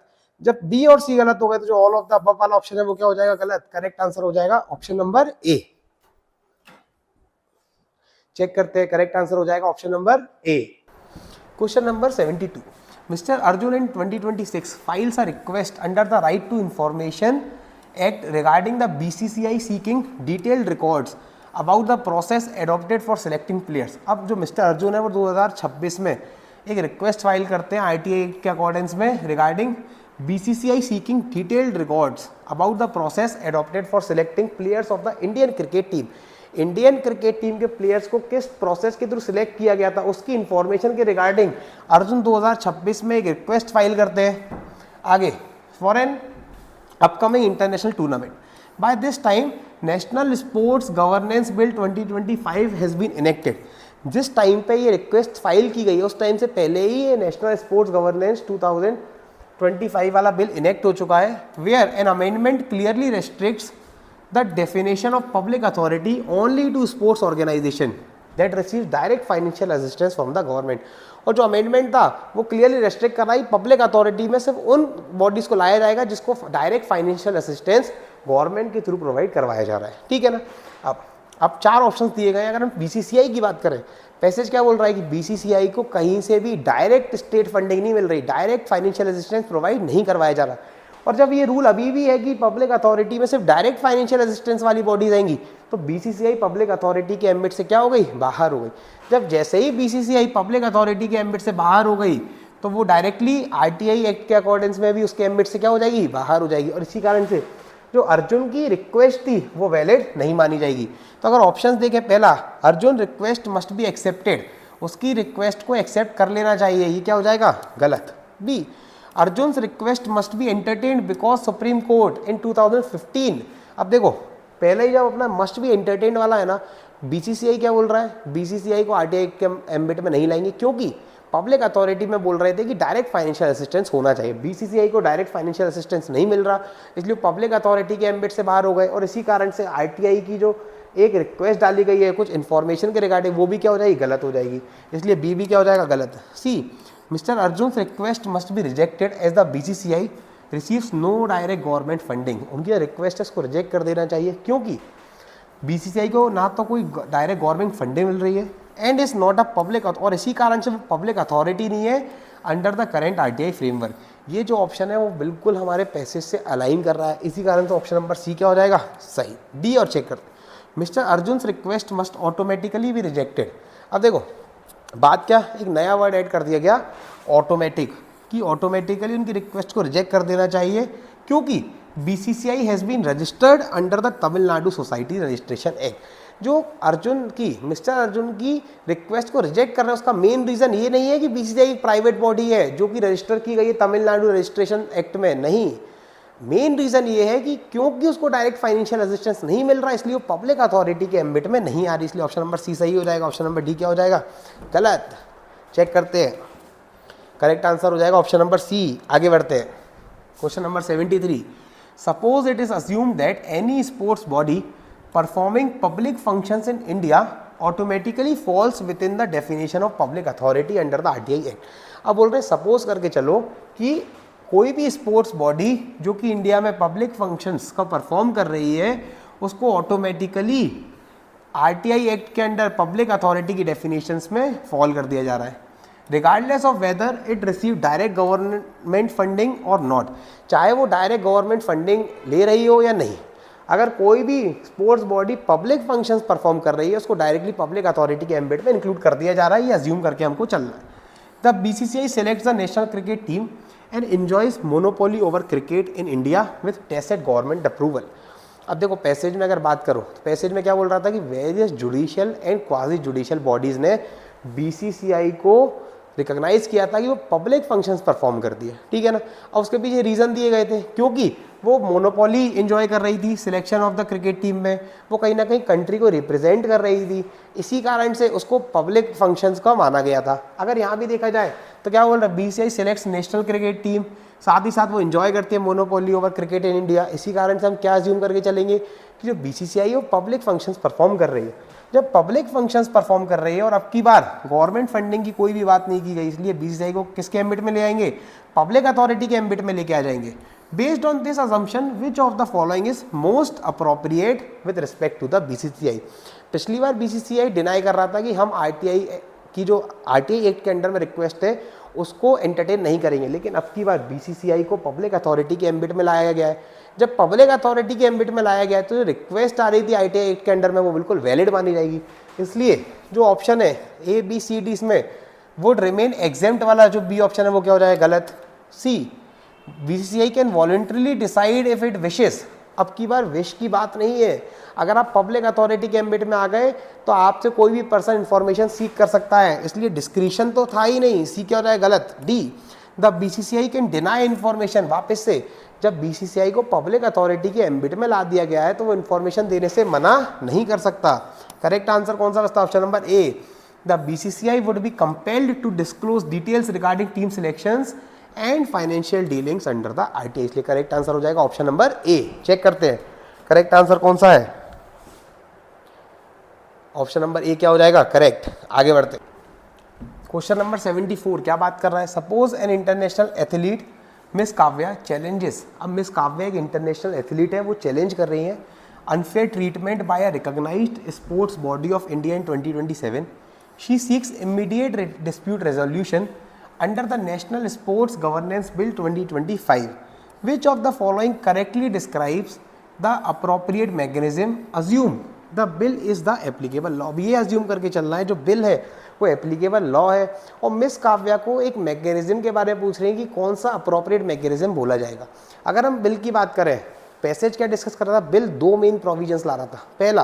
पहला जो प्रोविजन था वो था national sports board, national sports board जो कि गवर्नेंस को देखेगा, और दूसरा क्या था, नेशनल डिस्प्यूट्स ट्रिब्यूनल या नेशनल स्पोर्ट्स ट्रिब्यूनल, जो कि जितने भी डिस्प्यूट्स अराइज होंगे उनको out of the court settle करने के लिए इस ट्रिब्यूनल के अकॉर्डेंस में आपको जाना पड़ेगा। अब जो पहला मिस काव्या पूछ रही है कौन सा अप्रोप्रिएट मैकेनिज्म है, तो जैसे ही कोई डिस्प्यूट अराइज होगा हमको कहाँ जाना पड़ेगा, नेशनल स्पोर्ट्स ट्रिब्यूनल के पास। तो जो ये ऑप्शन है, mister Kavya must approach national sports board. National sports board governance के लिए, ना कि डिस्प्यूट रेजोल्यूशन के लिए, इसलिए ये क्या हो जाएगा, गलत। B miss Kavya can directly file a case in the Supreme Court of India bypassing the sport governance mechanism. Passage क्या बात कर रहा था, कोई भी अगर डिस्प्यूट अराइज होता है तो आपको नेशनल स्पोर्ट्स ट्रिब्यूनल के पास जाना पड़ेगा, ना कि डायरेक्ट सुप्रीम कोर्ट को, इसलिए ये क्या हो जाएगा, गलत। C miss Kavya must approach the national sports tribunal which has specifically been established for settling sports related issues. क्योंकि मिस काव्या को नेशनल स्पोर्ट्स ट्रिब्यूनल पे जाना चाहिए, क्योंकि इसको स्पेसिफिकली एस्टेब्लिश इसलिए किया गया है कि जितने भी डिस्प्यूट अराइज हो रहे हैं वो यहाँ पे आके सेटल किए जा सके, इसलिए ऑप्शन नंबर सी क्या हो जाएगा, correct. D miss Kavya must appeal to the Justice RM Lodha committee. Passage में कहीं भी RM लोढ़ा कमेटी पे अपील के बारे में बात नहीं की गई है, उन्होंने तो सिर्फ एक रिकमेंडेशंस दिए थे, इसलिए डी भी क्या हो जाएगा, गलत। ऑप्शन नंबर सी करेक्ट हो जाएगा। चेक करते हैं, ऑप्शन नंबर सी क्या हो जाएगा, करेक्ट। आगे बढ़ते हैं question number 75। The BCCI despite performing public functions like team selection has been excluded from the RTI Act under the national sports governance Bill. वैसे तो BCCI सारे पब्लिक फंक्शंस परफॉर्म कर रही है, लेकिन तब भी उसको RTI एक्ट के एम्बिट से बाहर कर दिया गया है। What can be inferred as being behind exclusion. अब किस चीज़ को इन चारों ऑप्शन में से इन्फर किया जा सकता है कि क्या मेन रीज़न था कि उनको एक्सक्लूड कर दिया गया है। अगर पहली बात करें ट्रांसपेरेंसी, अगर ट्रांसपेरेंसी की बात होती तो उसको इंक्लूड करना चाहिए था, ना कि उसको एक्सक्लूड करते, इसलिए ए क्या हो जाएगा गलत। बी न्यूट्रलिटी, न्यूट्रलिटी की बात करें तो पैसेज कहीं भी न्यूट्रल पॉइंट ऑफ व्यू से नहीं बोल रहा, वो सीधा क्रिटिसाइज कर रहा है कि बीसीसीआई को इंक्लूड करना चाहिए था, इसलिए बी क्या हो जाएगा गलत। सी फेवरेटिज्म, अगर फेवरेटिज्म वाली बात करें तो पैसेज एक चीज़ क्लियरली डिस्कस कर रहा था, प्रेफरेंशियल ट्रीटमेंट की, बीसीसीआई को एक प्रेफरेंशियल ट्रीटमेंट दिया जा रहा है, इसलिए जो बीसीसीआई को आरटीआई एक्ट के एम्बिट में इंक्लूड नहीं करा गया, उसके पीछे रीजन क्या था, प्रेफरेंशियल ट्रीटमेंट टू बीसीसीआई, और प्रेफरेंशियल ट्रीटमेंट डायरेक्टली फेवरेटिज्म से अलाइन कर रहा है, इसलिए सी क्या हो जाएगा ऑप्शन सही। डी इंडिपेंडेंस, अगर ऑटोनॉमी की बात करें तो बीसीसीआई को कोई ऑटोनॉमी प्रोवाइड नहीं की जा रही थी, सिर्फ बीसीसीआई को फेवर किया जा रहा था, इसलिए डी भी क्या हो जाएगा गलत। करेक्ट आंसर कौन सा हो जाएगा, ऑप्शन नंबर सी। चेक करते हैं ऑप्शन नंबर सी क्या हो गया करेक्ट। आगे बढ़ते हैं question number 76, which statement best describes the legal relationship between the Board of Control for Cricket India BCCI and the state as analysed by the Law Commission and various judicial bodies. अब हमको देखना है इन चारों option में सबसे best option कौन सा है जो कि एक लीगल रिलेशनशिप को क्लियरली एक्सप्लेन कर रहा है, जो कि बीसीसीआई और स्टेट के बीच में होना चाहिए। पहला, the BCCI is to be treated as an instrumentality और agency of the state under article 12। अब आर्टिकल 12 को कहीं भी डिस्कस नहीं किया गया है पैसेज में, सीधा पैसेज के कॉन्टेक्स्ट से बाहर हो गया, आर्टिकल 12 क्लियरली कहीं भी नहीं बताया गया, इसलिए ऑप्शन नंबर ए क्या हो गया गलत। B, despite its private registration the BCCI functionally discharges public duties such as selecting national teams and managing cricket monopoly. अगर हम पैसेज को डिस्कस करें वापस से तो बोला गया था कि बहुत सारी क्वाजी जुडिशियल और जुडिशियल बॉडीज़ ने ये बोला है कि जो बीसीसीआई पब्लिक फंक्शंस परफॉर्म कर रही है, पब्लिक फंक्शंस जैसे कि क्रिकेट मोनोपोली, नेशनल टीम्स को सिलेक्ट कर रही है, इसलिए ऑप्शन नंबर बी क्या हो जाएगा, डायरेक्टली पैसेज से अलाइन करा है, इसलिए ऑप्शन नंबर बी हो जाएगा करेक्ट आंसर। सी चेक करते हैं, the BCCI operates purely as a commercial and private entity without any functional और लीगल डिपेंडेंसी।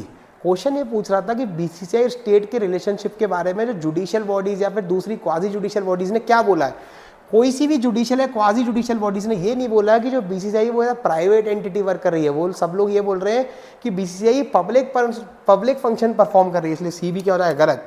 जब ऑप्शन नंबर बी सही हो गया तो D none of the above वाला क्या हो जाएगा गलत। करेक्ट आंसर हो जाएगा ऑप्शन नंबर बी। चेक करते हैं ऑप्शन नंबर बी हो गया करेक्ट। आगे बढ़ते हैं question number 77, How does the bill seek to bring Indian sports governance in conformity with international standards such as Olympic and Para-Olympic charters? अब ये पूछ रहा है कि कैसे ये जो नया बिल इनेक्ट किया गया है वो किस टाइप से इंडियन लॉज को जो दूसरे चार्टर्स हैं ओलंपिक या पैरा ओलंपिक चार्टर्स के कंफर्मिटी में लाना चाह रहा है। अगर हम लोग पैसेज से ऑप्शंस को बाद में डिस्कस करेंगे, पैसेज पे सीधा जाए तो पैसेज क्या बोल रहा था कि जिससे कि ट्रांसपेरेंसी लाई जा सके, अकाउंटेबिलिटी लाई जा सके, साथ में एथलीट्स का वेलफेयर देखा जाए।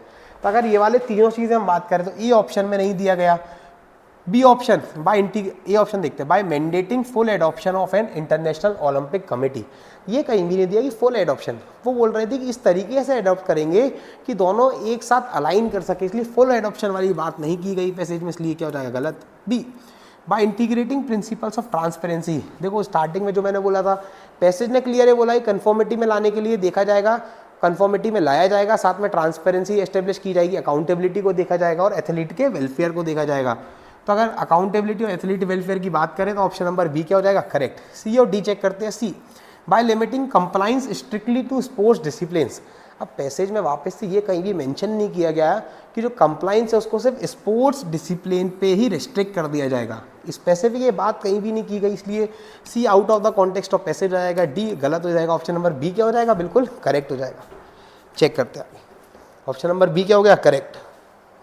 Next question, passage number 5, divorce in India is governed by diverse personal laws. अब इंडिया में डाइवोर्स को बहुत सारे पर्सनल लॉस के थ्रू गवर्न किया जाता है, as well as secular legislation, और साथ में एक सेक्युलर लेजिस्लेशन भी अलग से दिया गया है, reflecting the country's pluralistic legal framework under Hindu law. अब पहले हिंदू लॉ की बात कर रहे हैं, which governs Hindus Buddhist.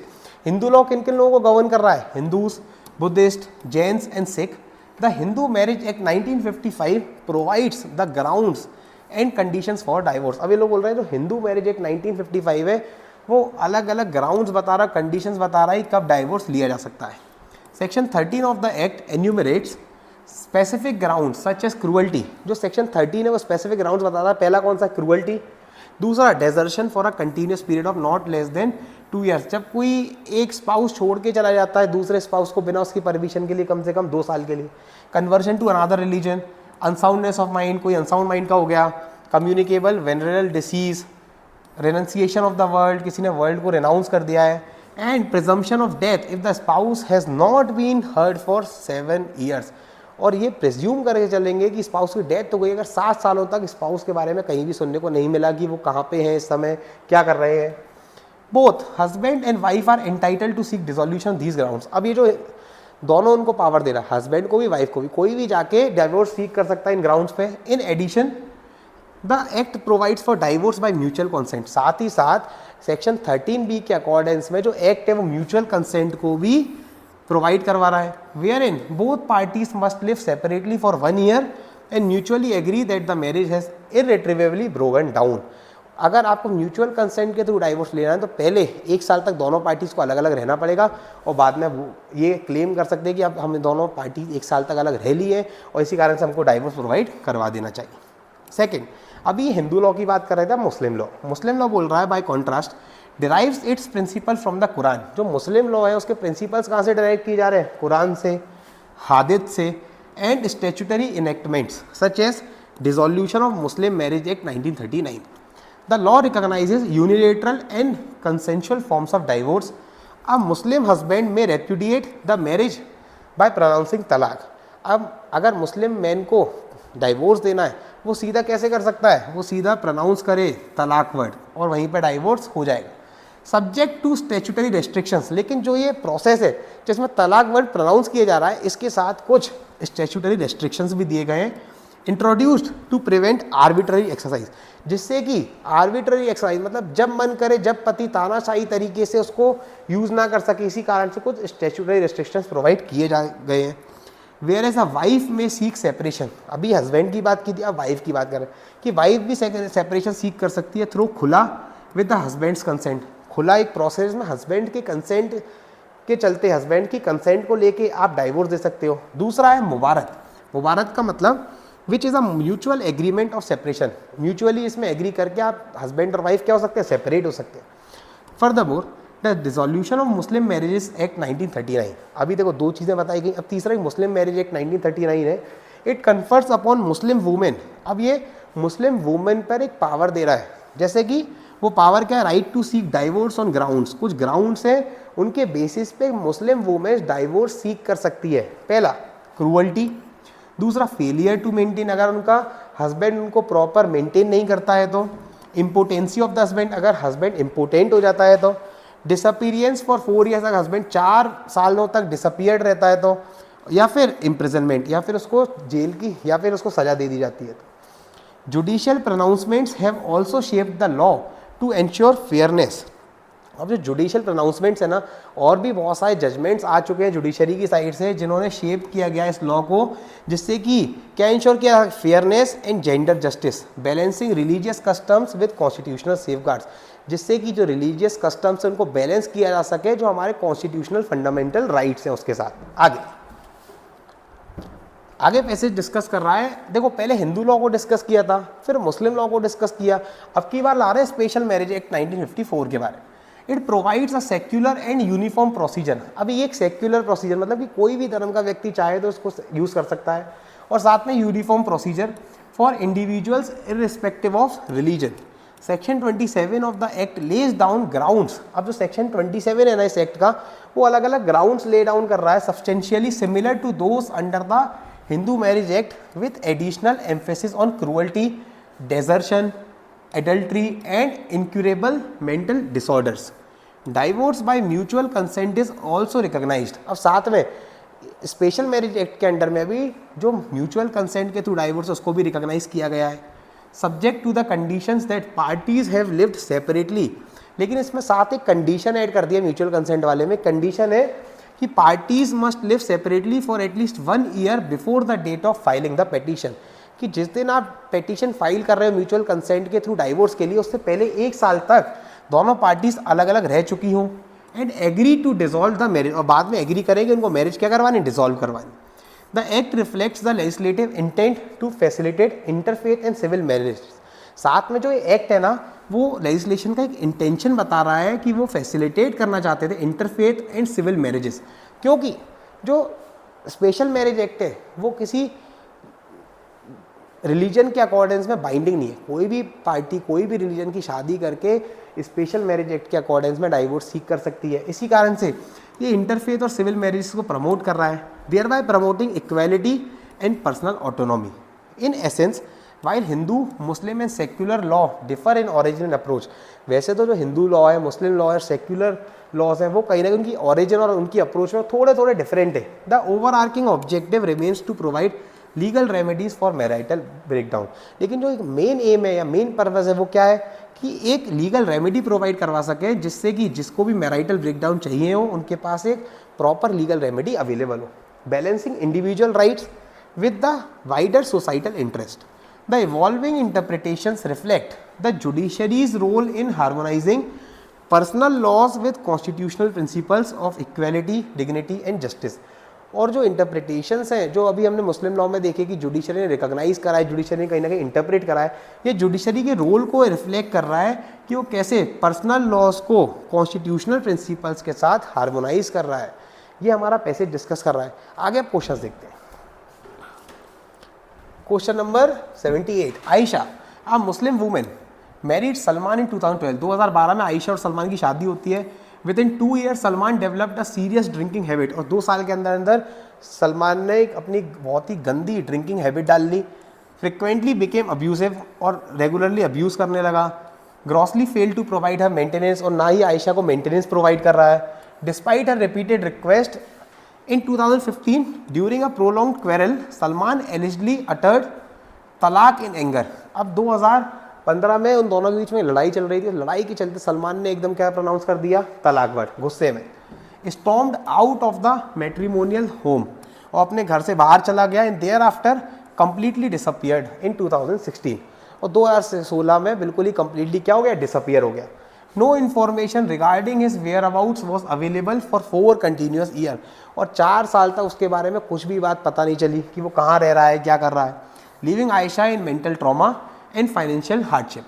In 2021, having endured years of neglect, she finally approached the court under the dissolution of Muslim Marriage Act. अब 2021 में देखो, 2016 में उसके वेयर अबाउट से कहाँ पे वो बिल्कुल कम्प्लीटली डिसअपियर हो गया।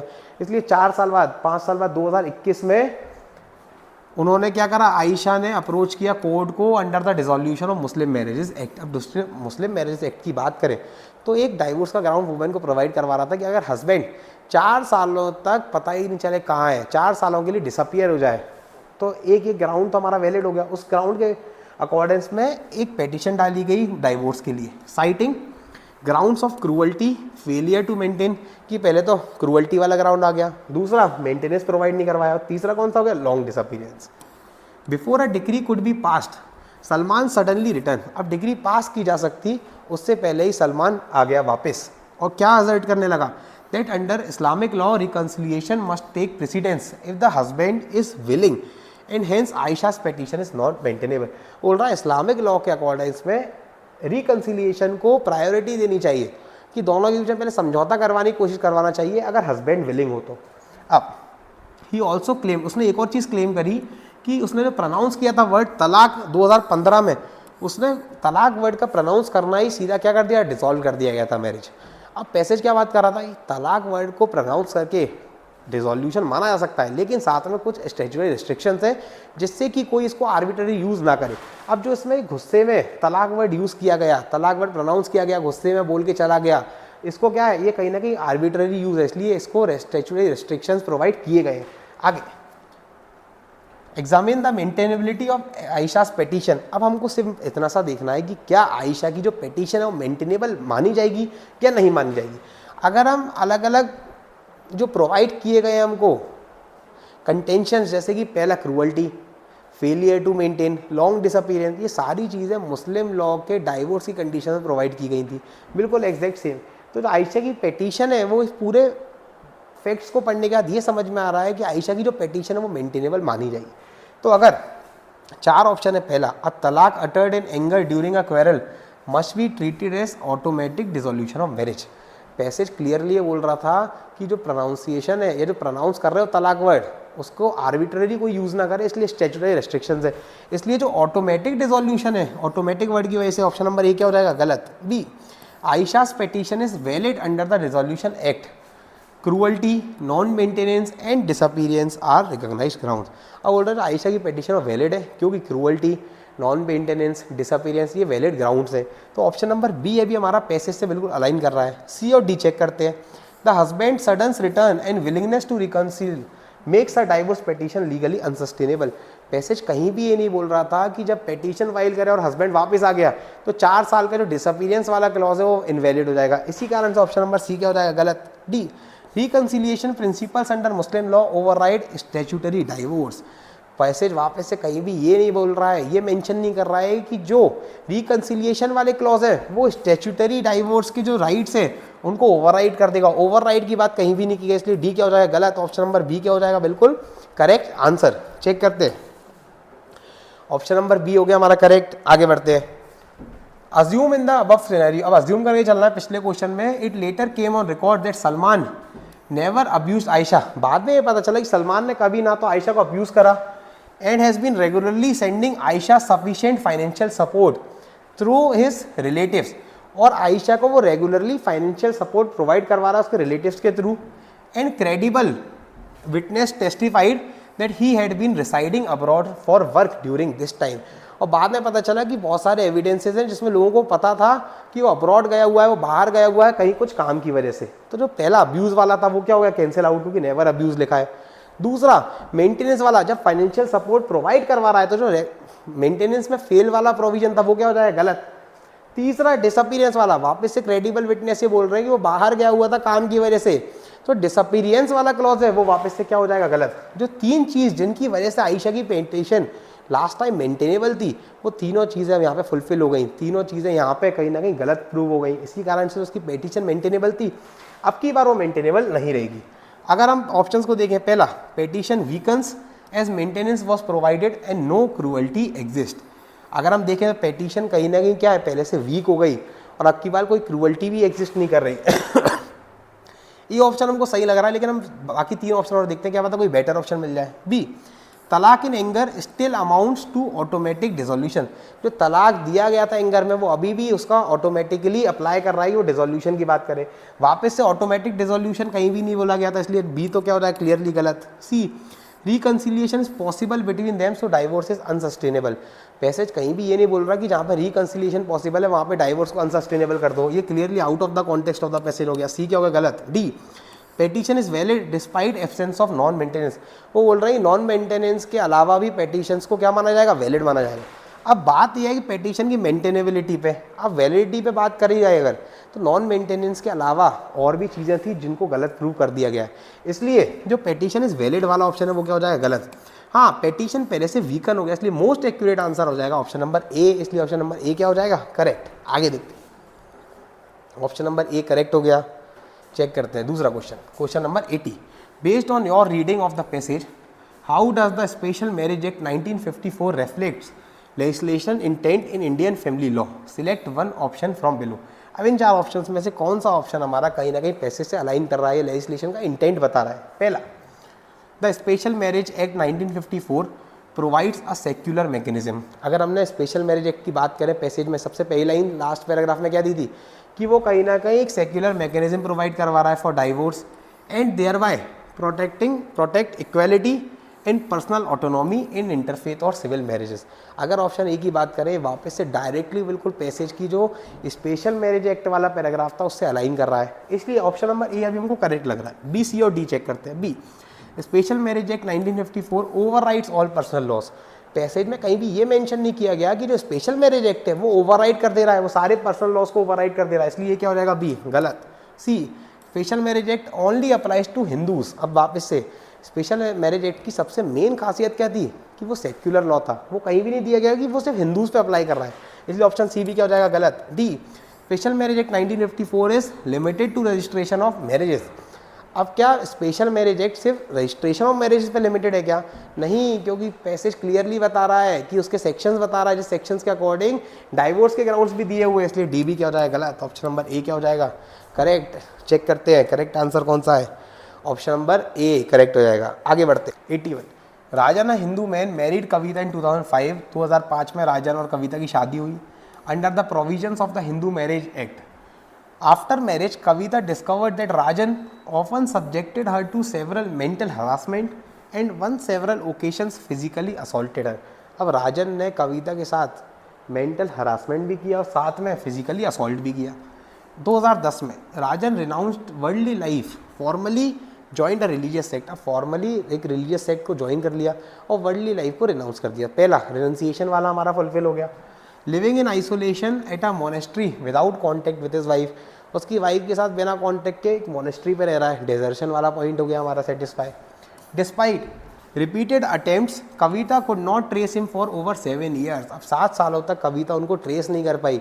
वापस से अगर देखा जाए तो हमारा जो प्रिजम्पशन ऑफ डेथ वाला पॉइंट था उसको सेटिस्फाई कर लिया गया है। इन 2020 she approached the family court seeking dissolution of marriage under the act. 2020 में उन्होंने कोर्ट को अप्रोच किया, क्या सोचते हुए कि ये सीख करते हुए कि डिसोल्यूशन ऑफ मैरिज दे दी जाए उनको। आगे Rajan appeared before the court claiming that since his renunciation was a matter of personal choice inspired by religious faith, क्योंकि जो उसने रिनाउंस किया था वर्ल्ड को वो उसका पर्सनल चॉइस था, इसी कारण से it can not amount to ground for divorce. अब अगर हम डाइवोर्स के ग्राउंड्स के बारे में बात करें, सिंपल पर्सनल चॉइस की बात नहीं की थी उन्होंने। क्या बोला था? अगर रिनाउंस कर दिया वर्ल्ड को तो वो एक डाइवोर्स का ग्राउंड बन गया। इसी कारण से ये जो आर्ग्यूमेंट है राजन का वो इनवैलिड हो जाएगा। Discuss whether Kavita is entitled to divorce under section 13 of the Hindu marriage Act और नॉट। अब हमको देख रहा है क्या कविता एंटाइटल्ड है क्या। पहला ग्राउंड कौन था? रिनाउंसिएशन वाला, रिनाउंस किया था, बिल्कुल एंटाइटल हो गई उस कारण से। डेजर्शन दूसरा, एंड तीसरा प्रिजम्पशन ऑफ डेथ, क्योंकि 7 साल तक उसको ट्रेस नहीं कर पाया, इसलिए क्या प्रिज्यूम करके चलेंगे कि उसकी क्या हो गई है? डेथ हो गई है। चेक करते हैं option A, him being alive negates presumption of death. Passage में कोर्ट में कहीं भी ये नहीं बोला पैसेज में कि अगर वो जिंदा है तो ये वाला प्रिजम्पशन ऑफ डेथ वाला पॉइंट नहीं आएगा। सीधा सीधा रूल क्या बोल रहा है? 7 साल तक नहीं मिला, ये प्रिज्यूम करके चलो कि उसकी डेथ हो गई, इसलिए ये क्या हो जाएगा? गलत। B renunciation for religious faith precludes divorce on these grounds. अब जो रिनाउंसिएशन है फेथ के लिए, रिलीजियस फेथ के लिए, उसको बाहर रखा गया है। अगर हम देखा जाए डाइवोर्स के ग्राउंड में उसको इंक्लूड किया गया है, ना कि एक्सक्लूड किया गया, इसी कारण से बी क्या हो गया? गलत। C Kavita is entitled to divorce as renunciation, desertion and presumption of death apply. अब बाकी से ये तीनों चीज़ें जो हमने ऊपर डिस्कस की थी वो ऑप्शन नंबर सी में हमको दिख रही है, इसलिए ऑप्शन नंबर सी क्या हो जाएगा? Correct. D personal choice in renunciation prevents dissolution as it is not desertion और डेथ प्रिजम्पशन। अब बोल रहे हैं अगर पर्सनल चॉइस है रिनाउंसिएशन में तो उसको ना तो डेजर्शन मानेंगे ना ही डेथ प्रिजम्पशन मानेंगे। तो पैसेज ने कहीं भी पर्सनल चॉइस के बारे में बात नहीं की गई है, इसलिए डी क्या हो गया? गलत। रिनाउंसिएशन के साथ पर्सनल चॉइस ऐड नहीं किया। अगर आप वर्ड्स को रिनाउंस करते हो तो क्लियरली उसको डाइवोर्स का ग्राउंड माना गया, इसलिए ऑप्शन नंबर सी हमारा करेक्ट हो जाएगा। चेक करते हैं ऑप्शन नंबर सी क्या हो गया? Correct answer. आगे बढ़ते हैं question 82 Farhan a Muslim man and Meera a Hindu women. Farhan एक मुस्लिम मैन है, मीरा एक हिंदू वोमेन है। Married in 2010 under the Special marriage Act 1954। After 10 years irreconcilable differences led them to live separately from 1st September 2020। अब 1st September 2020 से वो अलग अलग रहने लगे। आगे in April 2021 they jointly filed a petition under section 27। April 2021 में उन दोनों ने मिलकर एक पिटीशन फाइल करी under section 27 seeking divorce by mutual consent. However the district जज डिसमिस्ड द पिटीशन। लेकिन जो डिस्ट्रिक्ट जज थे उन्होंने पिटीशन को क्या कर दिया? डिसमिस कर दिया। Ruling that the statutory requirement of a 1 year separation, जो स्टैट्यूटरी रिक्वायरमेंट है 1 साल के सेपरेशन की, from the petition filing was not met, क्योंकि उसको मेट नहीं किया गया था। दोनों 1 साल अलग अलग नहीं रहे थे। अगर हम टाइम पीरियड देखें तो सितंबर से अगर अप्रैल काउंट करें, सितंबर, अक्टूबर, नवंबर, दिसंबर, जनवरी, फरवरी, मार्च, अप्रैल, टोटल 8 मंथ्स हो रहे। और पैसेज क्या बोल रहा था? 1 year सेपरेशन का। इसीलिए जो ये डिसीजन दिया गया उसमें ये रीजनिंग दी गई क्योंकि आप 1 साल अलग अलग नहीं रहे हो पिटीशन के पहले, इसलिए आपका जो ग्राउंड है डाइवोर्स का वो मेंटेनेबल नहीं है। अब ऑप्शन देखते हैं। पहला, separation less than 15 months invalidates the petition. 15 months की बात नहीं की गई है, 1 ईयर मतलब 12 मंथ्स की बात की, इसलिए ऑप्शन ए क्या हो गया गलत। B, substantial compliance with the 1 year separation can be considered when both parties consent mutually. Both parties की कंसेंट की बात ही नहीं की गई। अगर पार्टीज को डाइवोर्स चाहिए म्यूचुअल कंसेंट वाले बेसिस पे, म्यूचुअल कंसेंट वाले बेसिस पे डाइवोर्स पे, तो उनको 1 साल के लिए सीधा क्या करना पड़ेगा, अलग रहना पड़ेगा, इसलिए बी क्या होता है गलत। सी, द कोर्ट में wave the separation period. Passage में कहीं भी ये कोर्ट पे डिस्क्रिशन नहीं दिया गया कि वो चाहे तो 1 ईयर पीरियड को वेव कर सके, इसलिए सी भी क्या हो जाएगा गलत। बचेगा option number D, strict compliance with 1 year separation is mandatory. आपको 1 साल तो अलग अलग रहना ही पड़ेगा prior to filing of petition. आगे ऑप्शन नंबर डी क्या हो जाएगा सही। आगे बढ़ते question number 83, after the district जज dismissed their joint petition for divorce by mutual consent due to non-fulfillment of the mandatory 1 year separation period under section 27 of the Special Marriage Act 1954। जब district जज ने उनकी petition को reject कर दिया क्योंकि उन्होंने 1 साल का जो मैंडेटरी पीरियड था सेपरेशन वाला उसको फुलफिल नहीं किया था, Meera sought to explore if any other statutory aid और judicial remedy could permit dissolution without strict adherence to the separation. अब मीरा ये एक्सप्लोर कर रही है कि क्या कोई और स्टैट्यूट है या कोई और लेजिस्लेशन है क्या जो 1 साल अलग अलग रहने के अलावा, इसके अलावा या इसको जो हम फुलफिल नहीं कर रहे उसके बिना भी हमको डाइवोर्स ग्रांट कर सके। ऑप्शंस, अब पैसेज में कहीं भी कोई और अल्टरनेटिव नहीं दिया है, पैसेज में क्लियर क्या दिया है 1 साल आपको अलग अलग रहना पड़ेगा पिटीशन फाइल करने से पहले। तो अगर ये बात करते हैं act mandates strict 1 year separation with no statutory provision to waive or shorten the period before granting a divorce degree। अब ये देखा जाए पहला कि स्ट्रिक्ट 1 ईयर सेपरेशन की बात कर रहा है, बिल्कुल सही, पैसेज भी स्ट्रिक्ट 1 ईयर सेपरेशन की बात कर रहा है और ये ऑप्शन हमको सही लग रहा है। बी, सी और डी और चेक करते हैं। Section 28 of the act allows courts discretion. देखो कोर्ट को डिस्क्रिशन को कहीं भी नहीं दी है, इसलिए बी हमारा सीधा ही गलत हो गया। C, act permits immediate divorce by joint petition if the parties consent regardless of the separation duration. अब जो बात की गई है regardless of the separation duration, separation duration mandatory है, उसके बिना कोई भी पार्टी की जॉइंट पिटीशन के अकॉर्डेंस में डाइवोर्स नहीं दिया जा सकता, इसलिए सी क्या हो जाएगा गलत। D, statute provides a special dispensation for interfaith couples. Couple चाहे इंटरफेथ कपल हो या सेम एक ही रिलीजन के कपल्स हो, सबको सेपरेशन का तो जो पीरियड है उसके अकॉर्डिंग उसको फुलफिल करना पड़ेगा, इसलिए ऑप्शन भी पैसेज से बाहर हो गया, इसलिए ऑप्शन नंबर ए क्या हो गया हमारा करेक्ट हो गया। चेक करते हैं, option number A correct answer हो गया। आगे बढ़ते हैं question 84, Siddharth Hindu married Ananya under the Hindu marriage act. एक सिद्धार्थ एक हिंदू है, उन्होंने अनन्या शादी करी हिंदू मैरिज एक्ट के अकॉर्डिंग में 2008 में। In 2015 he converted to Islam to marry another women without dissolving his first marriage. उन्होंने अपनी पहली मैरिज डिसॉल्व नहीं करी और 2015 में उन्होंने दूसरी वुमेन से शादी कर ली जो कि इस्लाम से बिलोंग करती थी। आगे, shocked by his conversion and remarriage Ananya sought divorce under section 13(1) of the Hindu marriage act. Ananya ने डाइवोर्स मांगा under section 13(1) of the Hindu marriage act, citing conversion as a ground. उसमें एक ग्राउंड है कन्वर्जन का, उसके अकॉर्डेंस में अनन्या ने क्या करा डाइवोर्स की डिमांड करी।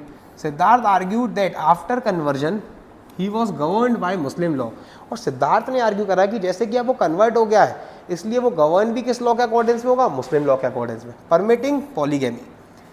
Ananya countered that conversion does not dissolve a Hindu marriage. लेकिन अनन्या ने क्या आर्ग्यू करा कि कन्वर्जन की वजह से वो हिंदू मैरिज को डिसॉल्व नहीं कर रहा है एंड री मैरिज कॉन्स्टिट्यूट्स बाईगैमी। और कहीं ना कहीं री मैरिज है वो बाईगैमी कॉन्स्टिट्यूट कर रही है, किसके अकॉर्डेंस में, इंडियन पीनल कोड के अकॉर्डेंस में। Discuss the legal validity of Ananya's claim on the basis of legal principles discussed in the passage. अब उनको अनन्या क्लेम की वैलिडिटी के बारे में बात करना है। अब देखो क्वेश्चन बहुत ऐसी बातें कर रहा है जो पैसेज से बाहर की है, जिसको हमें इंक्लूड नहीं करना है हमारे जब हम आंसर डिसाइड कर रहे हैं। आईपीसी की बात कहीं नहीं की गई है, बाईगैमी की बात कहीं नहीं की गई है, कन्वर्जन की बात सिर्फ एक ग्राउंड्स का डाइवोर्स बताया, स्पेसिफिकली ये नहीं बताया कन्वर्जन के बाद कैसे डील किया जाएगा। उन्होंने सिंपल सा ये बोला कि अगर कोई एक स्पाउस दूसरे रिलीजन में कन्वर्ट हो जाता है तो वो ये सीधा हमारा डाइवोर्स का एक ग्राउंड बन जाएगा। तो जब यहाँ पे एक स्पाउस जो कि सिद्धार्थ है वो दूसरे रिलीजन में कन्वर्ट हो गया तो अनन्या के लिए एक डाइवोर्स का एक बहुत ही एक स्ट्रॉन्ग ग्राउंड बन चुका है। और इसी कारण से जो लीगल वैलिडिटी की बात करें तो अनन्या की जो पिटीशन है वो बिल्कुल लीगली वैलिड मानी जाएगी। तो जो सी और डी ऑप्शन है, Siddharth second marriage legally valid, second marriage is valid, हमें सेकेंड मैरिज की वैलिडिटी पे बात ही नहीं करनी, हमको सिर्फ ये देखना है कि क्या अनन्या की जो पिटीशन वो मेंटेनेबल है या नहीं। तो इसलिए सी और डी क्या हो जाएंगे, गलत, बसते ए और B. A, Ananya's claim is valid because conversion does not dissolve the Hindu marriage and second marriage without lawful dissolution is bigamous and void under section 494 IPC।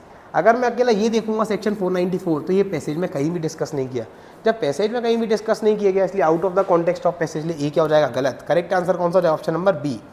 अनन्यास claim is valid since the husband and wife are entitled to seek dissolution on the basis of conversion to another religion by the other spouse. Simple सी बात, हमको और जो चीज़ें दी गई हैं जो passage के कॉन्टेक्स्ट से बाहर है उनको देखना ही नहीं है। हमारा पॉइंट इतना सा है कि कन्वर्जन हुआ है, जब एक स्पाउस ने दूसरे रिलीजन में कन्वर्ट कर लिया अपने आप को तो सीधा वो हमारा एक डाइवोर्स का ग्राउंड बन जाता है और उसके अकॉर्डिंग्स में हम डाइवोर्स को या डिसोल्यूशन ऑफ मैरिज को सीख कर सकते हैं। इसलिए करेक्ट आंसर हो जाएगा ऑप्शन नंबर बी। चेक करते हैं correct answer, option number B क्या हो गया, करेक्ट।